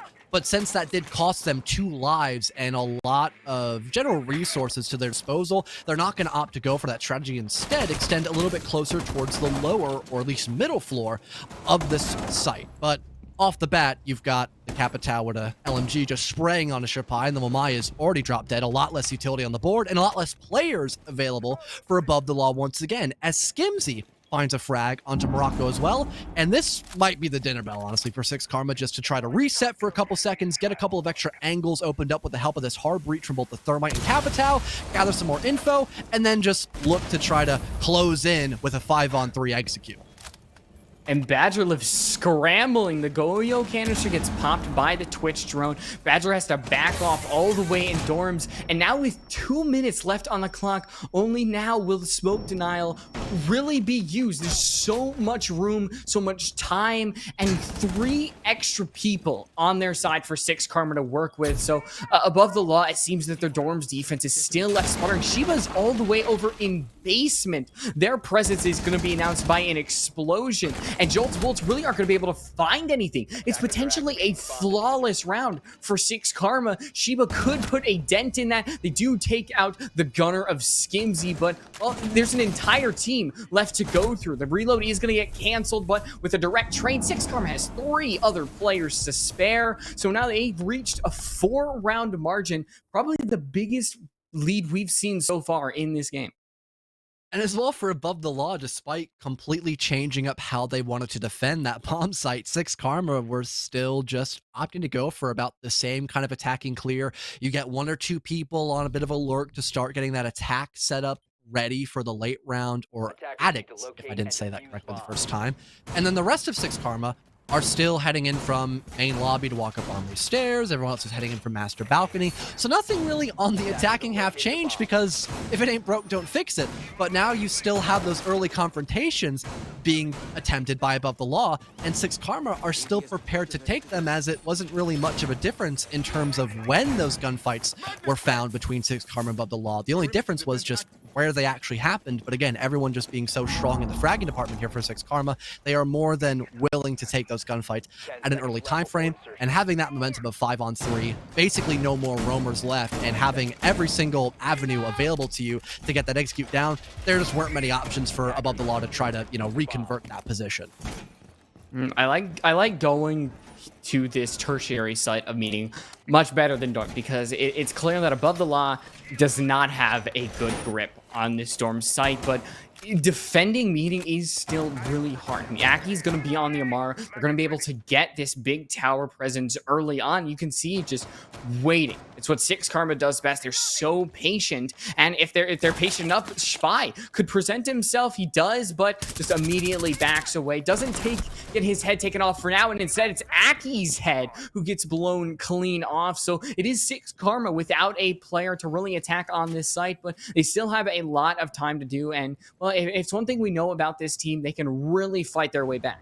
Say Mute looking to go for another kill here, but expects Morph to swing him at a standing level. The crouch creep up works wonders for Morph, as Morocco trying to assist gets flattened by that ARX. Skimzy as well eliminates Badger. Now 4 versus 2. All of a sudden, Six Karma are back in the driver's seat, getting these split walls opened up as well. And Shiba is just forced off the bomb site completely, leaving Jolt alone on an island. They've got info on this poor Maestro as well. It's really only a matter of time before they start to collapse on this poor soul. And at this point, Above the Law, they are really stretching themselves thin, but Shiba wins a very important fight, but gets fully blinded out by that flashbang once again, leaving Jolt isolated, but only for a couple of seconds.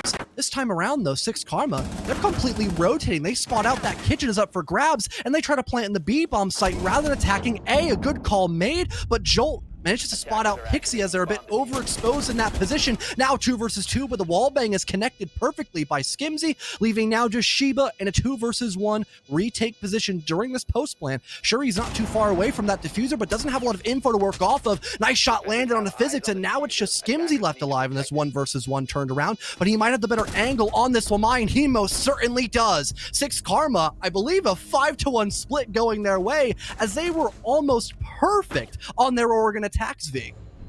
A much different Oregon than Clubhouse. I mean, it was 3-3 on Clubhouse when we swapped sides. Now it's 5-1. Above the Law will have to play amazing siege to take us to overtime. They have a chance of, avoiding that, but I'm really not going to take that bet. With Six Karma going on the defense, they get to choose really where the gunfights are headed, and it wouldn't surprise me if they want to take a lot of these early gunfights, maybe peek towards this master bedroom door, maybe peek towards that armory hall window. They get to go back to their old roots. As Above the Law, they have to shift their mentality. And if you go all the way back when Above the Law is not ready for Six Karma's early aggression, they can get severely punished. And, well, I mean, at this point, you cannot allow anything, because a snowball can really spiral all the way to a map loss, and then potentially a series loss.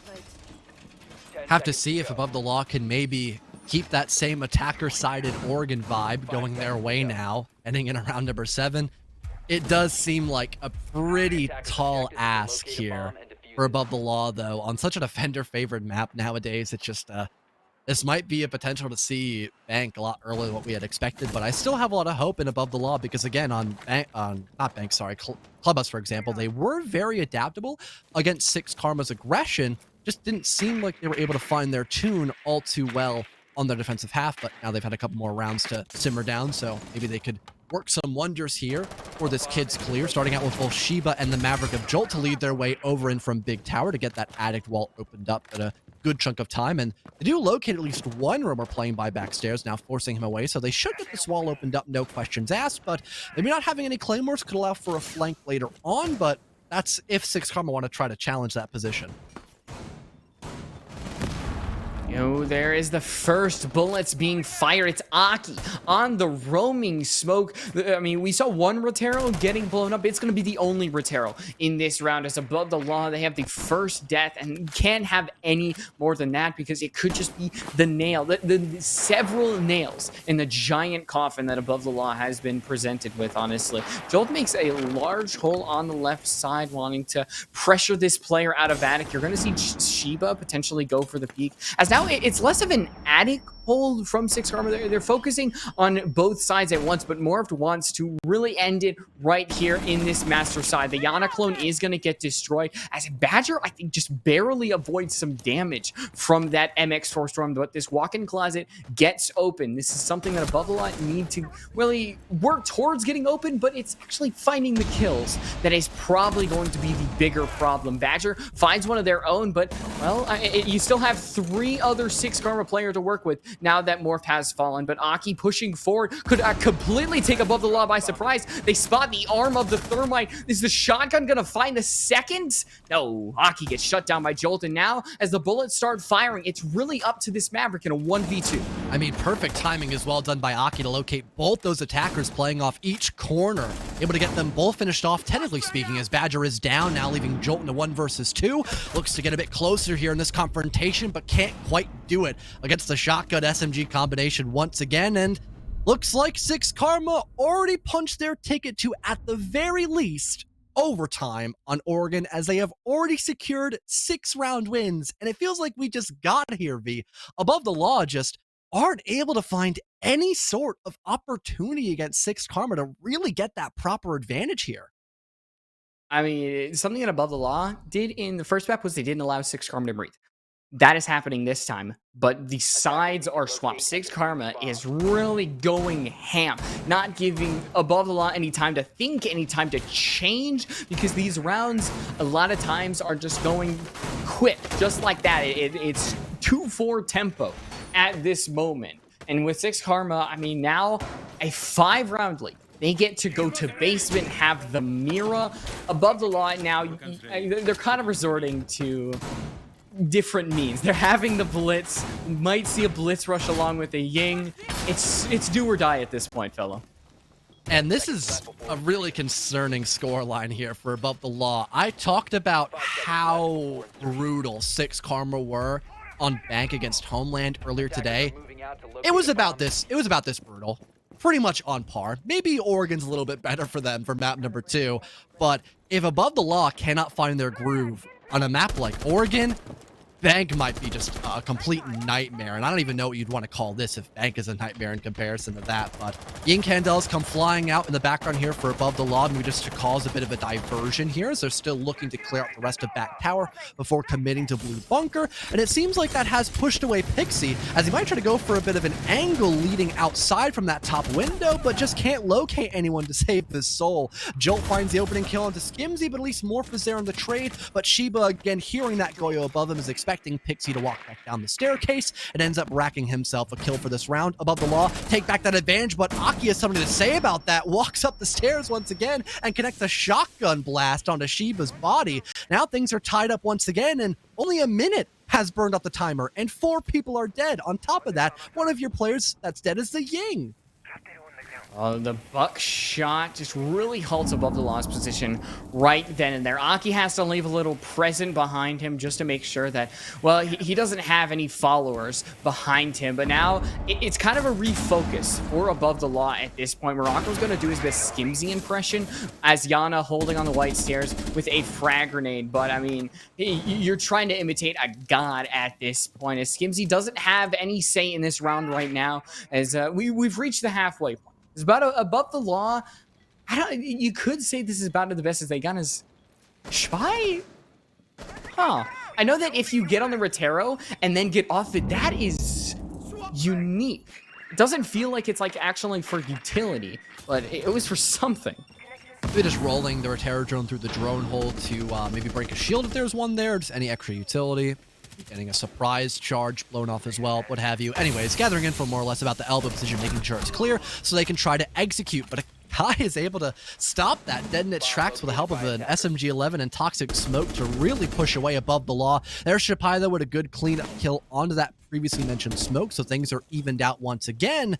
Six Karma, though, in terms of denial, they don't really have a lot of it except for these longer angles they're trying to play with. Having the help of that DMR in the hands of Morphed. Wow, what a shot, speaking of the devil. He immediately eliminates Morocco, leaving just Shapai with no one here to actually cover him if he wants to set up that post-plant position. Spots out the Iruni, but looks away at just the wrong time and gets a second chance, but unfortunately cannot meet his mark and has to try to walk past the Iruni. Able to do so as of right now, but still assesses that threat as a must-need to get this job done. Eventually kills Morph, now forced in a 1 versus 1, but there isn't a lot of time for Shapai to move, and again, doesn't have a lot of info, but he has the pre-fire onto Physics. Never mind, he gets the 1v2 down, no questions asked, and it seems like for now, Above the Law can keep afloat on Oregon. And, well, he had his naysayers, but comes out and just gives Above the Law a small chance. Very, very tiny fellow. But nonetheless, we're still continuing in Oregon. Six Karma opting to actually not try basement again, despite how close it was. They're going kitchen dining. So it is a choice that, well, maybe could come with the fact that they really want to take Above the Law head on. It's not hard to a lot of times to actually get this wall open. So Above the Law, or excuse me, Six Karma, they're not going to opt to defend the wall. It's really defending this small tower. Instead, defending Shower. Skimzy on the dock is going to be able to heal up any damage that anybody on Six Karma takes. I mean, it's a new meta operator. It's a meta I welcome. They just don't have his complement. They don't have the Rook. And unfortunately so. Might need a little more usual utility to actually extend a bit more into the map, but yeah, it's is what it is.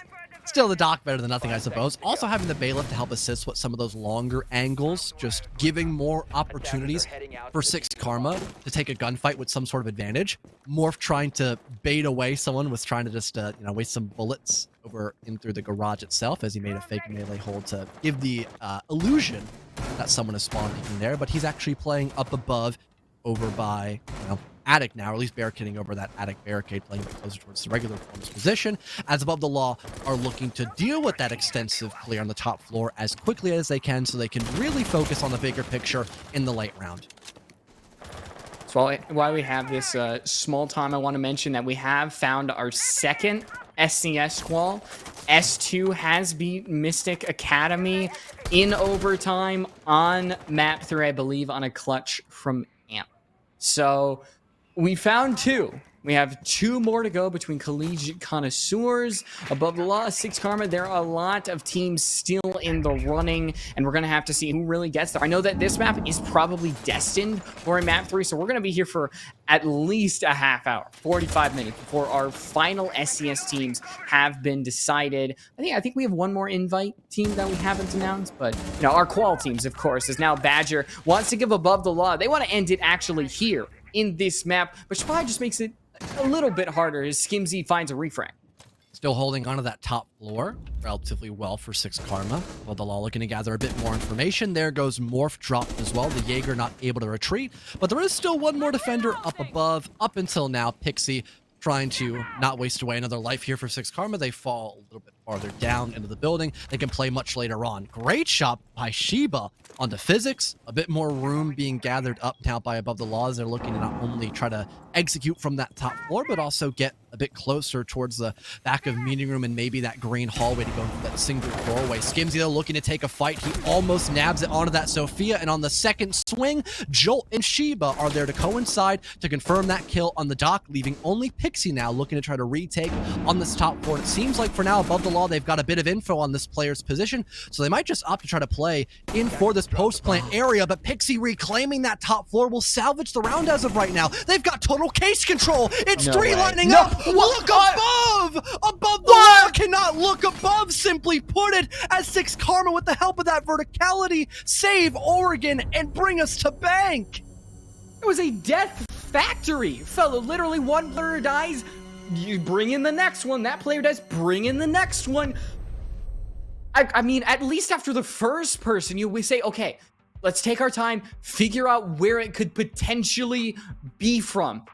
You think the second player would do that?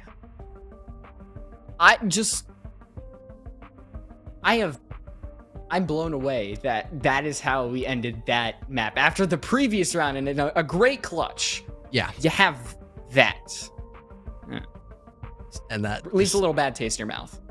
Unfortunately so, especially since the rest of that round looked so good for Above the Law. You know, they were attacking in from both the top floor. They had meeting control to, eventually work their way from the back end to get that default plant down towards the, back end of a kitchen, like I had mentioned, having someone green doorway as well to make sure no one can really try to sneak past anyone playing above or what have you. Just, dotting their I's, crossing their T's, what have you.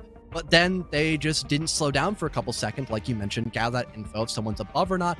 I think they technically had info above because they just lost a player up there too. I think it would have been a much better idea, obviously, having the hindsight to just go above and try to get that one player confirmed. But you're in a 3v1, you want to secure a post line position, you want to force the alibi to get up that top floor for verticality. It wasn't a bad idea when they were thinking about it, obviously, but just not looking up above to kill him. That was really what sold them, unfortunately, in that last round. But hey, it happens. Yeah, so we've been decided. The first one, we decided. The second one, a little bit more one-sided than that first one. But it all comes down to this. Bank, the decider map to see who goes on in SCS. Is it 6 Karma or is it Above the Law? We'll find out right after the break. Do not go anywhere. It's going to be an exciting map 3. Pollard's on a double though, and he finds the third through the smoke. It's just an ult.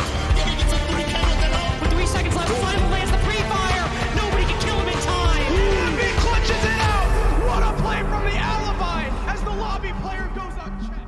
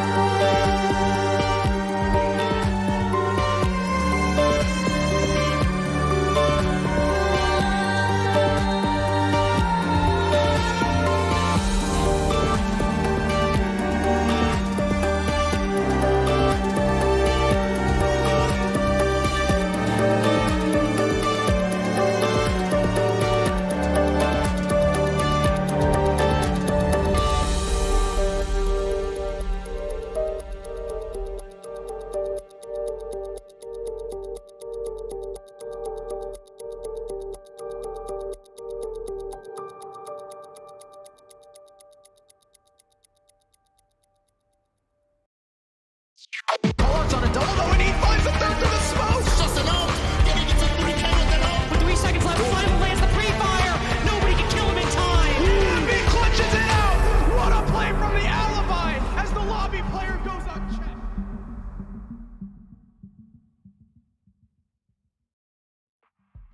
Six Karma showing a much different map too than that first map. We're heading to the third one, a decider to see it makes it into SCS. I'm Light Rose. Joining me is Fellow, and well, I mean, we've talked about a lot of these teams. I know you have a lot of experience casting Six Karma, or at least a little bit more than me.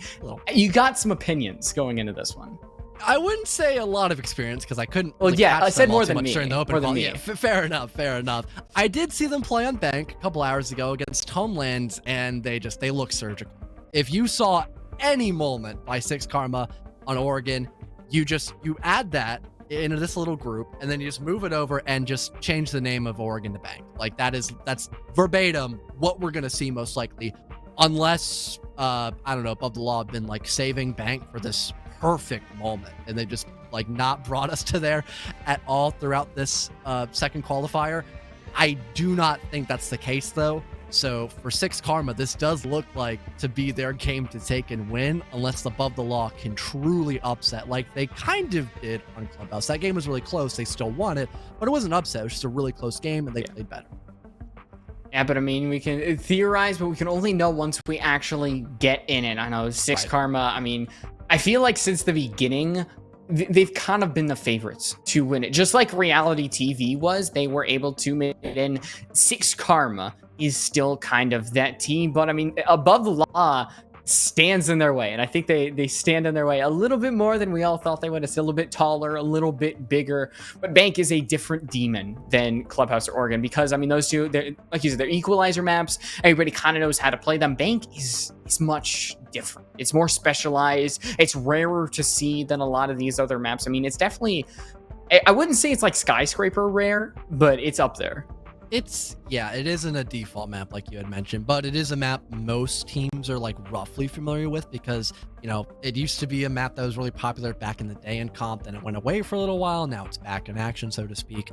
For the attacking half of Six Karma here for Bank, they do whatever they want. Like I saw them 3 rounds out of the 6 just rush in a printer window and like kill 2 people. So you're gonna get whatever they feel like they want to give for the stream. That's how they want to attack, simply put it. Content. If they acknowledge you're going on a very heavy roam extension, maybe they're going to rush from like dirt and blue, so they get into the bomb site, maybe drop down like the vault entrance hatch as well to try to set up a plant, force your team to retake, perhaps if you're on the defensive side.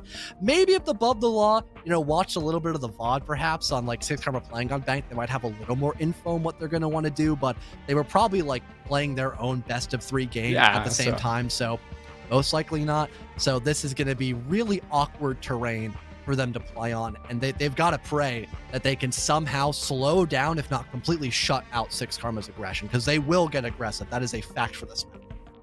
Yeah, I mean, that's just kind of the team that they are. Bank's a little bit of a bigger map, though, than Oregon. I mean, it literally, you can just look at it, it's physically bigger than Oregon, but we'll have to see if like any of the players on Above the Law spread out by themselves. Maybe we see some individual hero plays that we kind of didn't see in that first map. In the second map. I know the first map we saw, I mean, my brain immediately goes to Shapai in that second round, but there were definitely other moments where there were individual shining moments. But I mean, so far it is still Six Karma. I feel still a little bit favored in their direction to really take this entire match.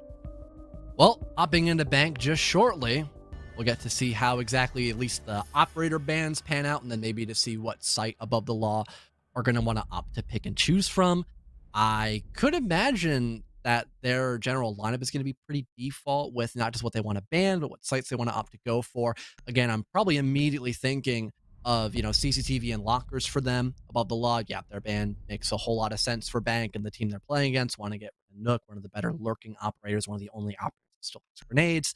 Total sense. Six Karma probably like Lion Cade. That isn't really too big of a shock factor now at this point. We've seen them ban these same 2 operators tons of times beforehand, and they're both really good on this map too, so it's not really a horrible option for them either. And it's more about Above the Law. I think what they want to take out.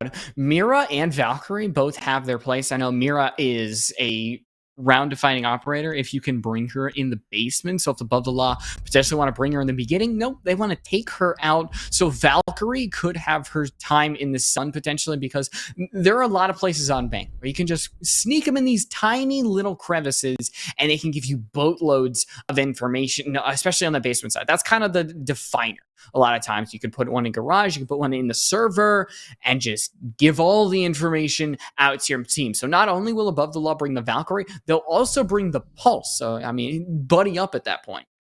I was going to make a comment as to the lack of a Valkyrie being brought by Above the Law last map, and I'm glad we actually get to see her in play a little bit this time by Above the Law as well, as she wasn't removed on Oregon, but it was pretty much only 6 karma, and I think that was one time where she was actually in play.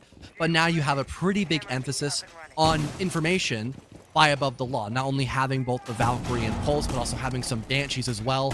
One of the better operators for slowing down that aggressive style of play while also still gathering a load of information. If you don't want to bring impacts, you of course have a bulletproof camera as well that Malusi can bring out, so more direct info for your roster as well. But it seems like Jolt will bring out that secondary utility instead of the Malusi, just to still make sure there's loads of info here for Above the Law. And looks like they are extending at least a little bit inside of the middle floor. The top floor, however, I'm not too sure if they're going to have anyone playing there except maybe the Valkyrie in the early round, just to maybe poke and prod at some drones. I mean, yeah, you still have the more dedication. Oh, there it is. I told you. Jolt just, I mean, Jolt had to see that player, right? I mean, the phantom legs at that point. Like, maybe he was just like, oh, I'm seeing things. Nope, that's Aki hopping into printer, finding one. I mean, glad Shiva was there, but still, 6 karma completely confirming what you were saying for all the viewers at home.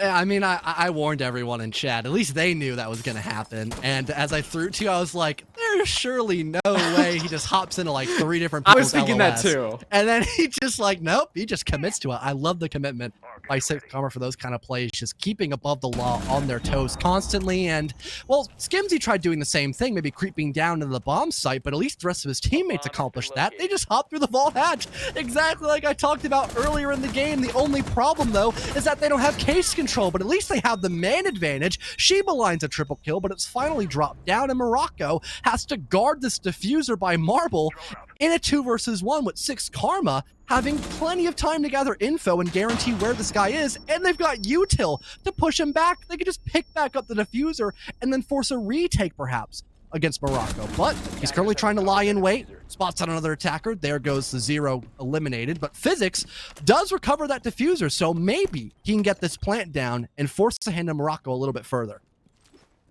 Morocco is actually going to hop on in the impact, puts Physics off, or at least the thought of it. Morocco wins the round for Above the Law. A storming of the site from 6 karma, immediately nullified by this individual play from this Malusi. So not the excitement. I mean, it is the excitement that we were looking for, but probably not the result we were looking for after what 6 karma did. And as well, just narrowly not able to close out that round as a win too. I think 6 karma just weren't able to get away with as much as they wanted to from not only that printer window hop up, but also not having Skimsy, someone who was really impactful in the early game to secure, you know, like triple kills and at least finding 1 or 2 frags in the right place on the Ayana. Not able to find anything on Marble and have the diffuser drop when the rest of 6 karma are still attacking from the basement floor as they drop down the hatch. It did leave a lot more vulnerability for them, and Above the Law were able to capitalize on that. More specifically, Morocco, who did play a solid 1 versus 2, managing to evade a lot of that utility, those flashbangs, still getting those 1-for-1 isolation kills, and as well able to retake at a good time, so the Habana wasn't actually allowed to get that plant down properly for round number 1. Now Above the Law opting to go in through open area this time around, and 6 karma, not too sure what they're going to want to opt for here. Maybe if they spot an opening, they'll try to rush a little bit, but I think they're going to try to do just the usual top to bottom clears and right. I mean, you say that, but yeah, we'll have to see if that actually happens. As Morocco's having to defend from the actual skylight itself, really just pushing up into square, rocking that default elephant skin that you get basically when you open up the game. Love to see that new player representation. As physics, well, the Vigil hadn't been spotted on the drone, but Aki's eyes are not mechanical. They see the Vigil, take him out, tread a lot of health in the process, but in the end, it is still about who's alive, who's dead. Skimzy, he is dead, though. The second attempt on that northern, or at least southern skylight, sorry, from the marble position. Doesn't really work out there for Skimzy for second time in a row now, as the rest of Above the Law are trying to just keep things solidified here. A bit of info gathered by the Pulse, but not able to make that first move up until now, as the key looks the wrong direction, and Shapai, getting off his cardiac sensor, is able to swing into action with that UMP-45. Bit of vertical work being done, though, now by Pixie, hoping to maybe equalize, or at the very least force away some of these extensive players, but the C4 tossed out almost perfectly by the Pulse. Nets him another kill, but there's more from the backside. He finds 2 separate kills with that DMR, and now things are completely equalized once again. Putting the EBR in Morph's hands, it's scary. We saw what he was able to do on the Aruni in the second map, and now what he's going to continue to do on the Dekebi. You can never hide from that DMR. Now Camera's going to be given over to 6 Karma. There is not a Valkyrie, but there are these bulletproof cameras that Badger has set up, and Above the Law can't even really get rid of them. So not only are 6 Karma going to use them to get this information, you can see Morph trying to get the pre-fire, but Jolt does take out the player who is a nuisance to the defense, and it does leave Physics in this 1v2. It's an exciting match so far, John. It's really what we want from a pure map 3, as so far it's been clutch after clutch. We saw Morocco get 2 in the previous round, and now Physics is going to have to exactly do that. But 6 Karma, they might have the information that they need. Physics has the diffuser, might be able to put it down, at least fakes it, tries to give the sound off, and you can see Above the Law reacts to it immensely. Badger peeks, gets his head taken off. Now as Jolt gives off a C4, maybe a distraction at best, but it does allow Physics to really set down the diffuser. Which way is he gonna go? He peeks left, and Jolt not ready for it. It's a 1v2, but the sides are reversed this time. And Physics able to win that 1v2 off of a good bait to force the hand of Badger and make things a proper 1 versus 1, where unfortunately, with at least the C4 not able to be recovered whatsoever by the mute, he just tried to use it as a bit of a distraction there, a bit of an audio masking ability to try to close the gap and maybe kill the Habana as he's trying to get gun up for that 1v2 once it turns into an actual post plant, but just not able to sink in their teeth at just the right time. Like you mentioned, things now equalized, and with 6 Karma, I'd say overall, having Morph in particular get that late lurk going down was able to keep things at a pretty fair tone between both Above the Law and 6 Karma, but all things considered as well, I am shocked with how close Above the Law have been able to keep it here on this matchup for Bank, as like I mentioned earlier, 6 Karma on their attacking round against Homeland were just, I guess you could say Above the Law as a good phrase against Homeland, because it really just seemed like nothing could stop them. But this time around, Above the Law, they actually are putting the hurt down on their opponents. I mean, it is still early on, but clearly what Above the Law has been showing is a different team than what some of us may fear when going into this map. But 6 Karma is going to have to put up a fight if they want to walk away with this match. Is it going to be a max overtime? Somebody's going to have to clutch on a post-plant style match? Who knows? We're in round 3. It could be anybody's game at this point. As 6 Karma, not exactly gearing on where they want to head, maybe towards that Brenner side. Morocco is defending it with the shield, with the ADS, but so far, I mean, Above the Law is really spreading out on this second floor, trying to make sure that anywhere 6 Karma intends to attack, it is defended with a lot of vigor. Shiba, for a moment there, I thought had an angle on someone playing along that back rappel, but not able to find anything just yet. It's actually going to be the Flores to net that opening kill. Someone playing a bit past stock, maybe looking to take that first engagement, excuse me. Not going to go his way for the Jaeger, and now you've got a good chunk of map control here for 6 Karma, making this clear over by top square a little bit more palatable, and also trying to work their way in through Janitor perhaps as well. Morph moving down below to maybe set up those grenades if there is info on the bomb site. We saw this done by 6 Karma last time they went on this map against Homeland, so wouldn't really shock me if they're able to find that same success with that Iana and her fragmentation grenades. Skimzy holding down the angle, just waiting to see if they can catch anybody in Janitor. Is Badger holding it? They walk out the door. They are dead, but Shiba's there with a nice little Kiba barrier, giving their friend just a little bit more protection, but they can't give protection to everybody. Shapai is going to fall. Maybe another player gone. Jolt survives just running by as quick as they can, but they can't survive a bullet to the face. So now you're going to see Aki get revived. Above the law, they can't find all of them. And now with Badger maybe slinking up these stairs, Aki will definitely reveal where he is. Wow. But Morphed can't win the gunfight against Badger, who's able to just fire all the way through those files. So it's going to have to be a 1v3 post plant, because of course it is. I mean, every one of these rounds is going to have to be it, isn't it? Seems like for Above the Law, they don't have many options to try to come back into the site safely. Yep, put that one right on the head there. As Badger walking up square stairs, unfortunately, is met by that G36C held by the Ash this time around. Six Karma now taking the lead off 2-1. And although the play was pretty solid by Badger, unfortunately not having him near the bomb site as smoke, it definitely didn't give them a lot of room to really breathe, albeit it might have not made that big of a difference since they were already down at, like, I think a 4v2 at one point, having the flank towards the late round not work out whatsoever in that first floor. So albeit, sure, he didn't use any of his utility in that round, it just didn't seem to matter because Above the Law just couldn't keep their bodies up.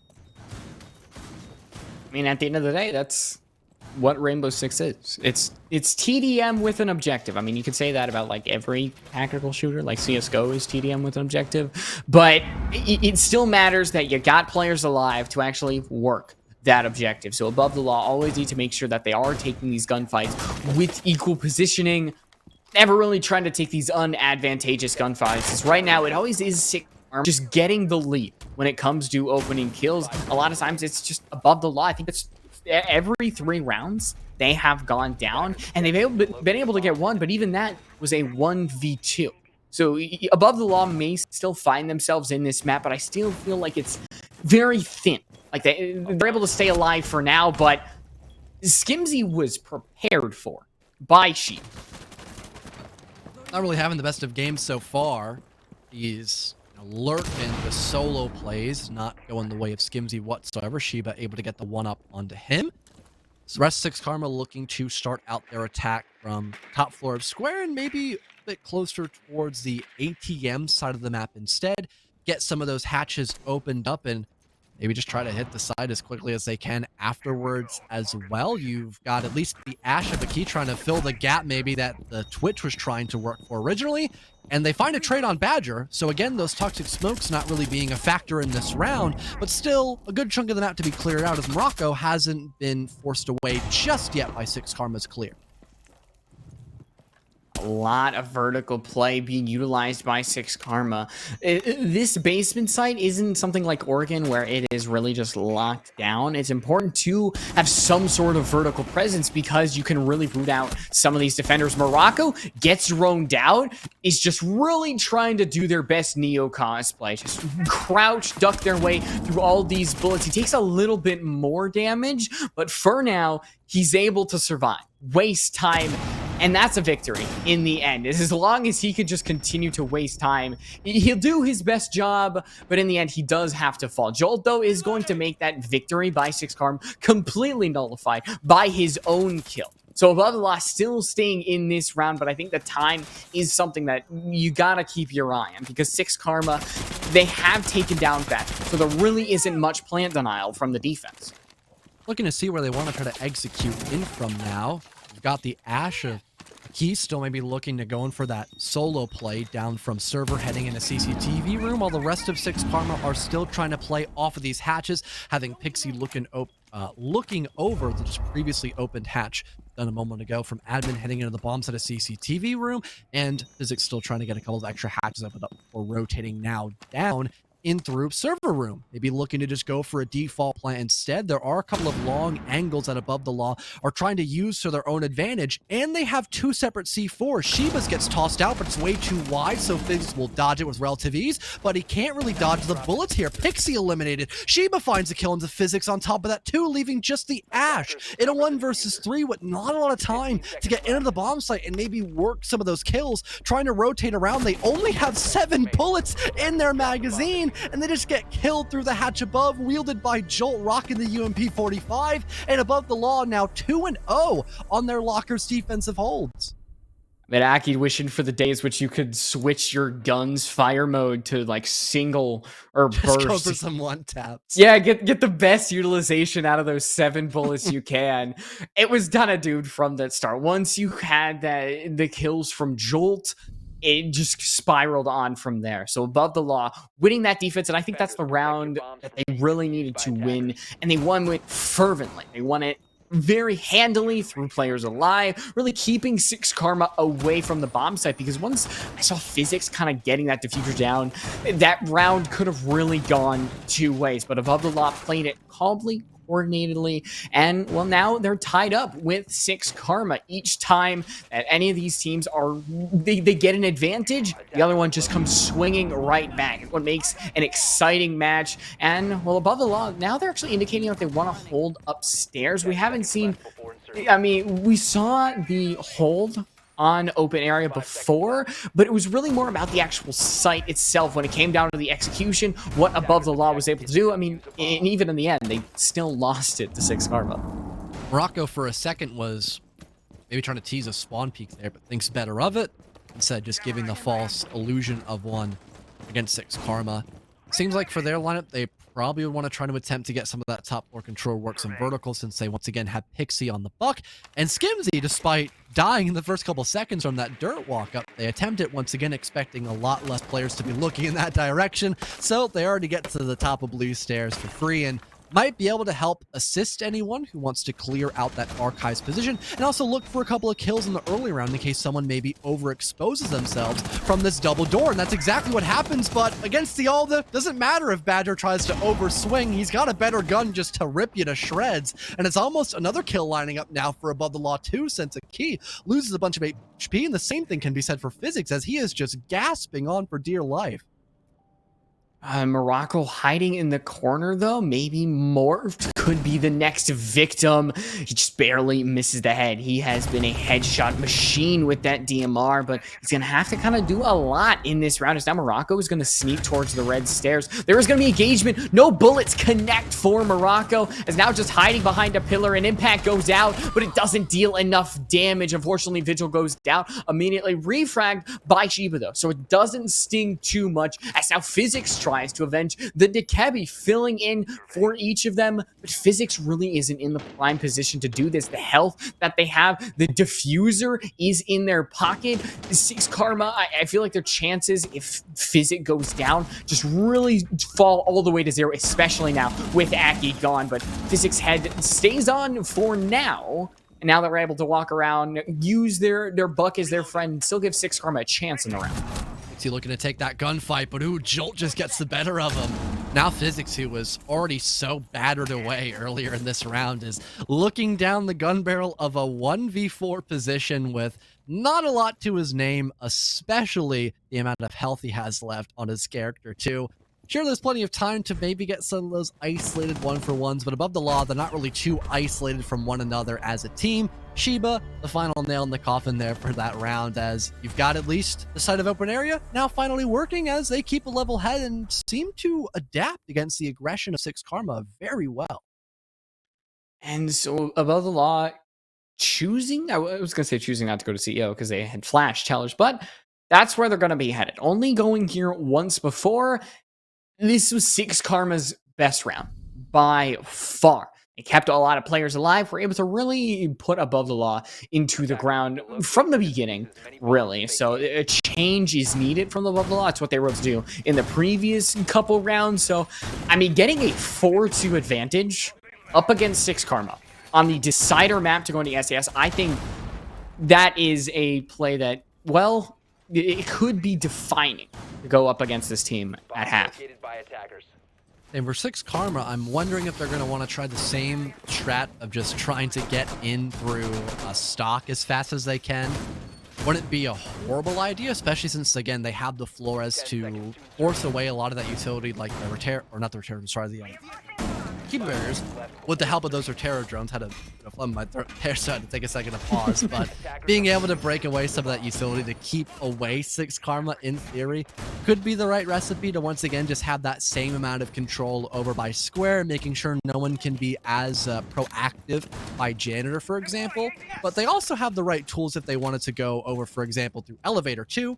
But just based off of where a couple people started off their spawn point, it does seem like at the very least 6 Karma want to deal with this small extension by stock at the very beginning, having those Rotero drones. But so far, above the law, they're well aware of that being a potential threat, so they're actively looking for drones to try to shoot them down as quickly as they can. And I believe that's 2 for 2, unless that second one just sailed by. Nope, didn't quite make it. Also, the Selma gets, I believe, destroyed underneath, but Morocco is more focused on the, okay, don't worry about Morocco. Morocco doesn't matter at this point. We got to talk about Shry. Through the wall, even though Skimzy was able to perform that miracle, he hops right on down as Jolt is waiting for him with loving arms. But Skimzy's job was done. I mean, he might even not to get any hatches open at this point because the damage he was able to do with his own AK-12 was more than enough. I mean, just finding an opportunity where the Jaeger's distracted, able to find that opening kill and double down on it too with a wall bang. I mean, I just really didn't think he'd be able to thread that needle, but proved me wrong so far in round number 6. As 6 Karma once again looking to have roughly the same attacking prowess that they did back in round number 3, except maybe this time Badger's looking to take some sort of gunfight before he eventually gets pushed away inside of Janitor. Jolt ends up falling to the ground by the hands of Morph, and here comes that slow and gradual clear to try to deal with Badger early on. There's physics on that swing, and Badger does not look in the right place. Will immediately get taken care of, leaving just Sheba now in 1 versus 4, with the rest of 6 Karma just still setting up to get this execute done and dusted. There's Sheba with 1, though.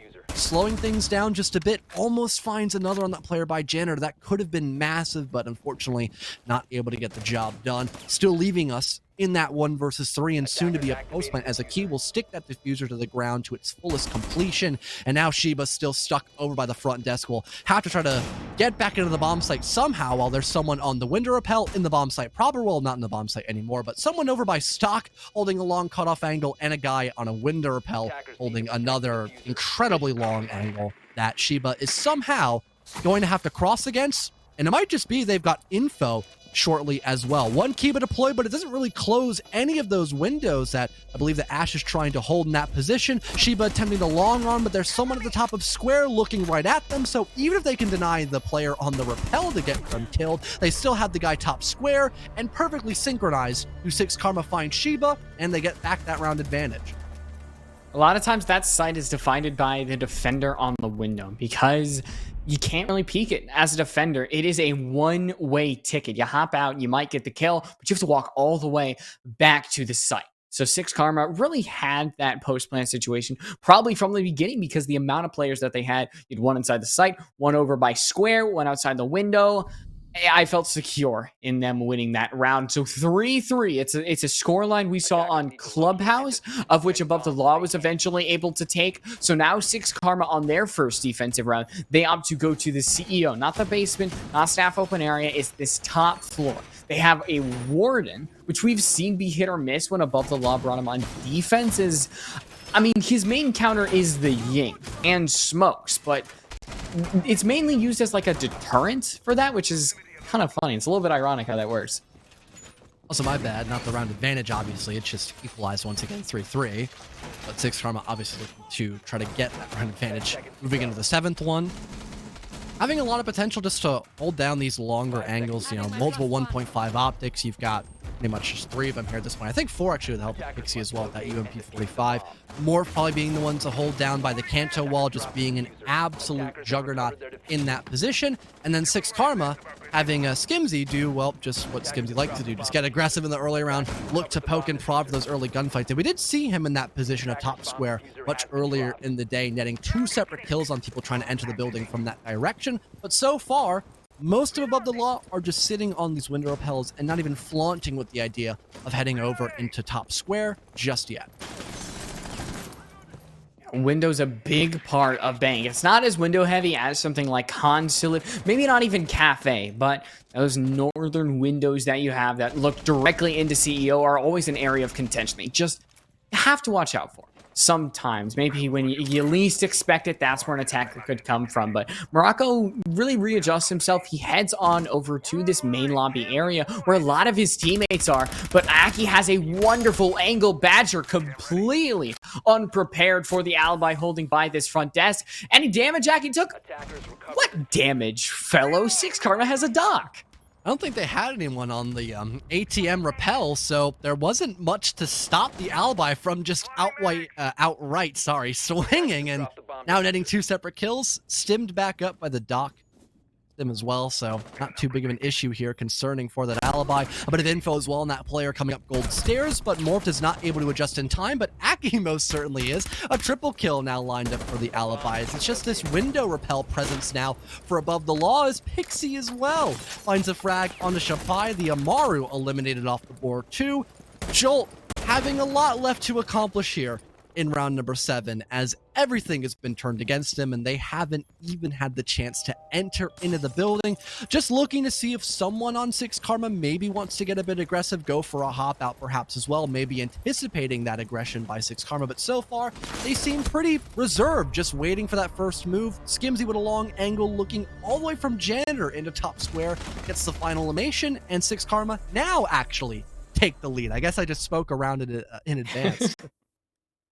Prophesizing it, but I mean, Right. Above the Law, I just think they've kept 6 Karma really within arm's reach this entire time. Any lead that 6 Karma has had, I think it was round 3, it was 1 round.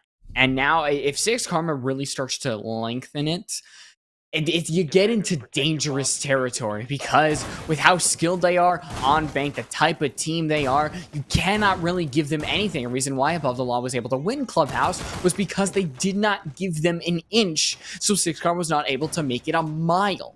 But now Above the Law are getting very close to that actually happening. So this basement attack from Above the Law is going to have to be, well, enough to actually net them a victory. And they're going to have to go through the dock. They're going to have to go through physics on the Valkyrie, as Above the Law not opting to bring anything like an IQ. Neither of the teams have really chose to do anything like that. I mean, you know the main spots they might be in, so you're just kind of hedging your bets on that. Instead, they're choosing to actually go for some cameras of their own by bringing that 0. I think it might have been my co-caster earlier in the day who mentioned the potential of having someone lurk down in the back garage towards the late round just to cause a bit more chaos here.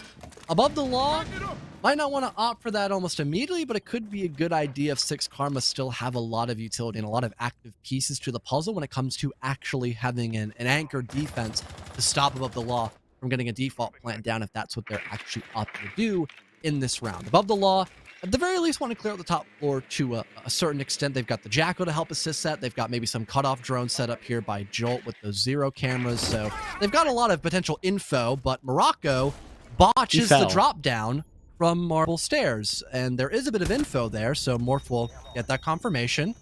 Pretty free, as no one's there to help Morocco whatsoever. Unfortunate there, as that Jackal could have been really helpful with dealing some of those roamers.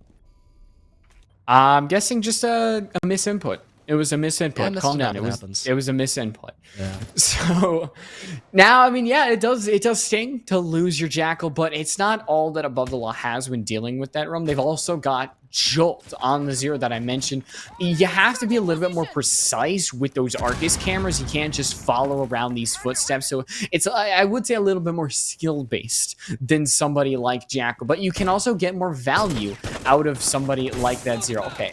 3rd time's a charm, Sheba. You get it eventually. And now, as we're getting halfway through that round, 6 Karma, I think they've gotten their advantage. Now they just really backed off into the side. Probably wait until a little later inside the actual round itself to maybe send somebody on a little flank or actually dedicate it all to the execution. As Above the Law, it wouldn't surprise me if they really take it all the way, maybe take 30, 45 seconds to actually make themselves secure when it actually comes to trying to get that diffuser down. So you can't really fault them for wanting to be so passive. They have the man advantage, and they have a lot of stall utility as well. But as I say that, Skimzy wants to try to just get active, goes for a gunfight and wins it at least against Shapai. But he trying to go for the exact same strategy will swiftly be denied of any sort of damage. So smoke is now gone, but it might not matter. You've got plenty players in terms of that advantage here for Six Karma, as Pixie as well, I think, just went up Marble. Not too sure he found either one of those frags, but he's getting them somehow and looking for a third. Yeah, easy does it there with that MP5. Six Karma now double up their round advantage, as their defensive rounds looking much better in comparison to that first half. Getting a little nervous, fellow. I mean, this looks different than what we saw before. Above the Law, we're 2 rounds away from getting done with tonight. I mean, I felt like Above the Law, they had the chance, but now that the sides have swapped, they just aren't able to keep up with the momentum that Six Karma have, the force of which the defense is able to control the map. Above the Law aren't ready for, and they don't have the rounds to give to really prepare themselves for it. Like Clubhouse, when, yeah, they maybe had like 2-3 rounds. Yeah, it was still the beginning of the map. We are not there.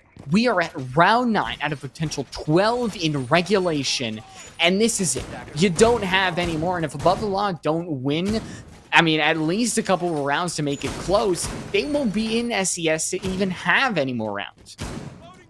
So hopefully Morocco can stay alive, so a bit more info can be gathered, just to confirm when the roamers have completely fallen away. I feel like that was also a small reason why Above the Law did waste a good chunk of time, despite not really having any primary roamers to deal with. Just maybe a bit of aggression over by the bottom of Marble Stairs is because they were still taking their time to drone around. They didn't have anyone to actively scan for footprints that could guarantee, all right, this person's now on the basement floor. Let's start getting hatches opened up. It took them until 1:20 to really start focusing on that basement floor, as they were still, again, just gathering info and double checking to see if Six Karma were trying to go for any kind of flank during that mid round, or if there was still someone actually playing on that first floor altogether. If we see that time management be a little bit better by Above the Law in this round, maybe they could get some success here for the 9th one. But it also comes down to if they can actually win some of those opening gunfights, because Six Karma have been no slouches in the frag department. Skimzy, the drone spots him, so he makes the good choice. Oh, he was also jackal-ping, so doubly a good decision, backing off all the way to the elevators of the first floor. He has his friends to join him, but that does mean that Above the Law, I mean, that second floor is clear for the taking. Now, you are really going to see this Sledge of Shiba start to wail on the floor, and there's a lot of floor to work for Above the Law, and there's a lot of time to work with. Aki just doesn't hear the sound above him get broken down, so Above the Law have the opening kill, but unfortunately, with Jolt going down, it's gonna be just slightly more difficult. But, well, I mean, Shiba gets 2. Sometimes you might not even find anything, but clearly there was a gold mine with this vertical play. Skimzy just trying to play off this castle barricade being opened up. Could be a really big backstab in the making if you don't have Shapai aware, and he's got no clue about this. Looking at that single doorway, he turns around, but not in time. Skimzy fades away off the hatch as well, so he could be at any position for the side of Six Karma, and Above the Law would be none the wiser turned in this 3 versus 3, unless Morocco could maybe rotate around and locate where those footprints are leading to, just to double check to see where exactly that Melusi has fallen off with. Only 50 seconds left now to go. Above the Law still looking to finalize his execute and double check to make sure they know where exactly Six Karma are playing at. Shiba, 14 kills, putting a little bit of Above the Law on his back right now. He could continue to notch more onto his belt, and he has the time, he has the resources to really just wail into this floor. He finds another kill, a triple kill. He has the entire kills of Above the Law combined. Morocco goes down, but Shiva finds one. Will he find the ace? He has one bullet away. He does. He gets the ace, and Above the Law now keep themselves alive, keep Six Karma away from map and match point. And a massive round for Shiba and the entirety of Above the Law, as they were able to set him up so well to get a lot of those kills. We saw all of Above the Law put their attention on that roam clear from the very get-go, having loads of drones, being able to set up those Inox scanners since Morocco was alive, and that completely forced away Six Karma from that top floor that gave a lot more room for Shiba to actually do his job as your vertical player. That forced away some of the extension as well by 6 Karma, giving more room for Above the Law to set up for that execute. And again, the info was never really lacking there by Above the Law. They were completely aware as to how they needed to attack in those final, 30 to 20 seconds or so. And it was enough to allow Shiba to play off his teammates' trades, essentially, to rack up that ace and close the gap just a little bit more against 6 Karma, despite them still being in the lead technically. It's only by 1 round. Okay, so I like mentioned this before talking about Shiba getting the ace. I got like a seed pre-calc, but I'm pretty sure I can do the math. 7 plus 3 plus 3 plus 2. Shiba has 2 more kills than the entirety of his teammates combined. Like, that is impressive. There's putting the team on your back, and then there is just hefting them to the finish line right now, as his vertical play, his frag grenades is doing a lot for Above the Law. Will it be enough to actually put them into SCS? It doesn't matter at this point as you think about, oh, is it good for longer? No. We're worrying about like the next 2 rounds at this point, whether or not Above the Law can secure at least overtime, or if 6 Karma can really send us to bed without even heading there. Say a lot of damage done on the Morocco there. Thankfully still alive, though, to bring out some of those Inox scanners for this top floor defense by 6 Karma. Bit of utility burn done by Shapai to eventually get this castle barricade destroyed, giving more angles now for your window players, also weakening a bit of that top floor presence altogether, making rest of 6 Karma a little more timid, more specifically physics, but he just falls a bit deeper towards front desk. Not a big concern for him as of right now, but just better cutoff angles now established by Shapai. For 6 Karma, they were able to completely hold down most of Elevator / the top of gold for the entirety of their last CEO defense, but now having the ace alive to actually, my bad, the Habana, get that elevator wall opened up, they can actually isolate some of those players a bit better, and expecting a key to be holding that same angle, they instantly find that frag on the Alibi, who found, I believe, 3 kills last time the site was in play, but Morphed is still holding strong over by Elevator, despite having no utility to deny those grenades from finding him. He just dodges them. I mean, it would have had to be lethal, because if it doesn't, Morphs is on the dock. He's able to give himself a nice little stim package to boost himself up. Badger hops into lone. Morph barely misses the actual jump and tries to just there's some bit of damage, does to Badger, but honestly, it isn't enough. Morph puts an end to Shiba's reign, who's completely unaware, but here is Badger trying to turn things around, takes aware of the unaware Pixie. So now Morphed and Badger are a little bit of a standoff. Morphed has a lot of friends by his side, and Badger, well, a C4, well, he tried his best. And unfortunately, it just wasn't what was needed at that situation, as Spy is going to have to find 3 to keep 6 Karma from getting to map, match, and series point. It is a lot to ask of this player. He hasn't really been here in a lot of this match, but maybe this will be the round that he finally wakes up. Diffuser isn't in his hand, so it's gonna have to be 3 kills, now 2 kills, in the entirety of 15 seconds. And if 6 Karma are smart, they sit back, they rest on their laurels, and just wait for really Spy to come to them. Morph really does that job and does it well, taking out that last player. And for Above the Law, they just didn't have any angles to isolate Morphed at all. At least his teammates that were there to try to back him up, I don't think anybody was on that rappel angle playing off of some of the openings down into the Kanto wall, for example. They just got it opened up and then fell away to help assist their teammates that were inside the building. And on top of that, their other window rappel player, the Sophia, I don't think was in a position to stop anyone from getting around in from front desk like we saw earlier to help assist, again, Morph. They had their, I believe it was somewhere the Nitro Cell to toss one over the top ropes and have the drone, funny enough, block a lot of those bullets to keep the C4 actually alive to detonate and down the guy towards gold stairs. But more specifically, Above the Law just, I don't want to say cutting corners, but they just weren't able to hold some of those pressure angles that they were building up during the first minute and a half of the action phase, and that allowed the rest of 6 Karma to continue to be fluid, which is the best thing they're at, just being mobile in the round, working positions where they can take gunfights and win them. Morph did that so successfully on the dock, on top of having plenty of teammates to back him up in that position as well, not just to leave him on an island.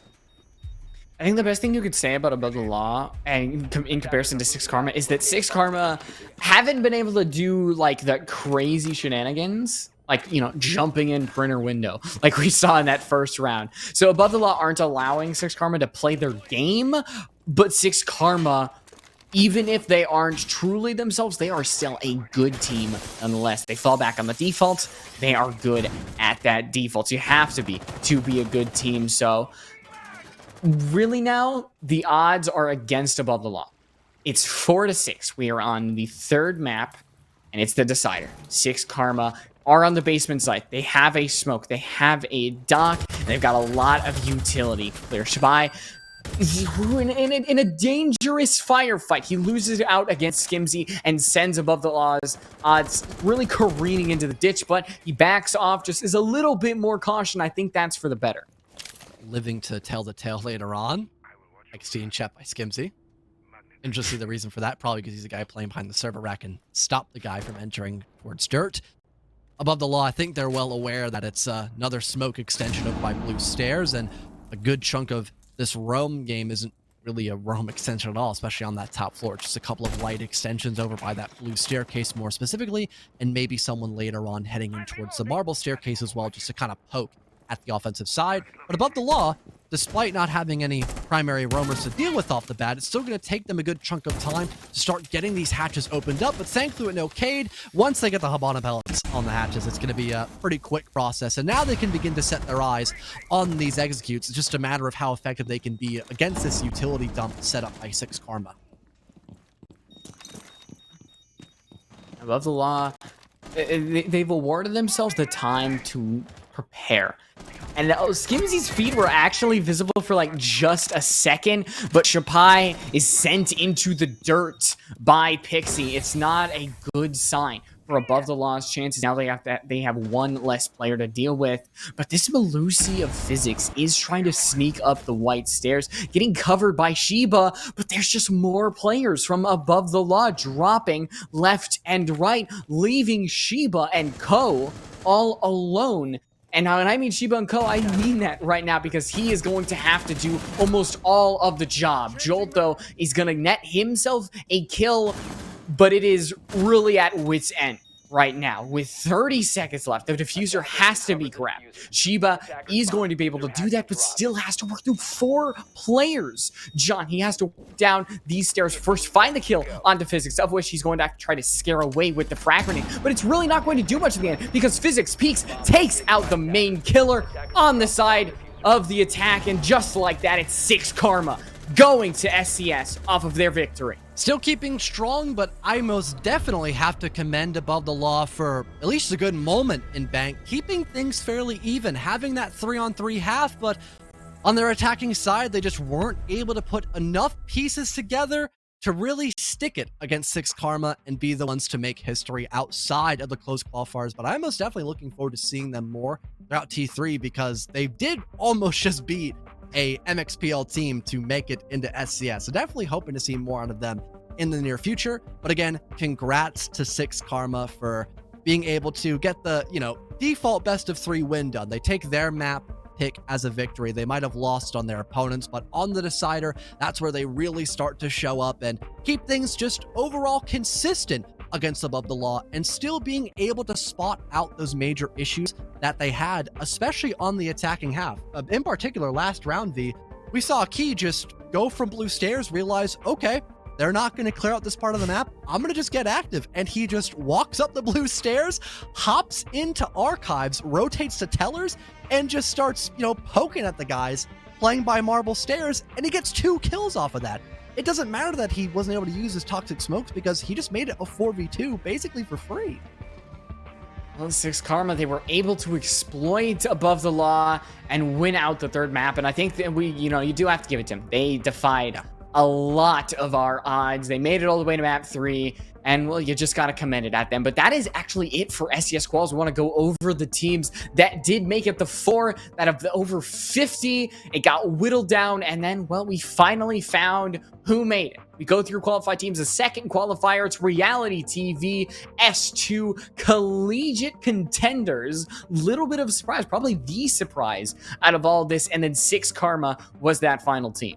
Yeah, against the the 22 Vikings or whatever that Collegiate had to play They beat against. 22 Vikings, and then not Weebs. That's who they beat. It right? was more specifically that theme park map that was on stream. Oh, that was a heater of a broadcast there. It was the 5-0 disadvantage, then turned 7-5 victory, and then qualifying for the league. God, that is just that is a storyline, most certainly for Collegiate. Glad to see RNL back in action as well. It's been a long time since I had the privilege of casting him, so hopefully in the regular season I get to continue that as well. Pardon. For Qualifier 1, we had LSR, Eclectic Version 3, Lycus Empire, and Hong Kong Rebels make it as well, which also a lot of good storylines there built up in the T3 scene. More specifically, Hong Kong Rebels, because they went through the blender to make it outside of close quals. I mean, they are probably my single surprise of the entire quals. I mean, Lycus Empire were definitely some surprises, but it was really just HK Rebels, what they were able to overcome, beat Turbo & Co. to get to SCS and contend against all of these teams. And well, I've got a little surprise, fellow. We have this schedule. We've got it all figured out. We can have all of the matches and give them to you. Kind of our cake and eat it too? That's always a plus. Look at this. Oh man, this is pretty nasty, I gotta say. A Strauss and 6 Karma, that's gonna be a pretty good banger. I'd have to say probably as well, another one that sticks to my mind is maybe Aerial Academy versus LSR. An investigation file in reality TV, that's gonna be just like a challenge league play date game. Yeah, that's what I was thinking. I think just best of 3 format, if I recall correctly, but I could be wrong. But so far, this game's I believe so, yes. And then you get to the elimination matches. They are best of ones. Ferme just confirmed that. Thank you. Okay. And then once you get to the elimination matches or the promotion matches, that is when you get to the best of 3. I remembered that in my noggin. But what my match of all of these is probably going to be Astrala 6 Karma. I think that's going to be the closest match out of all of them.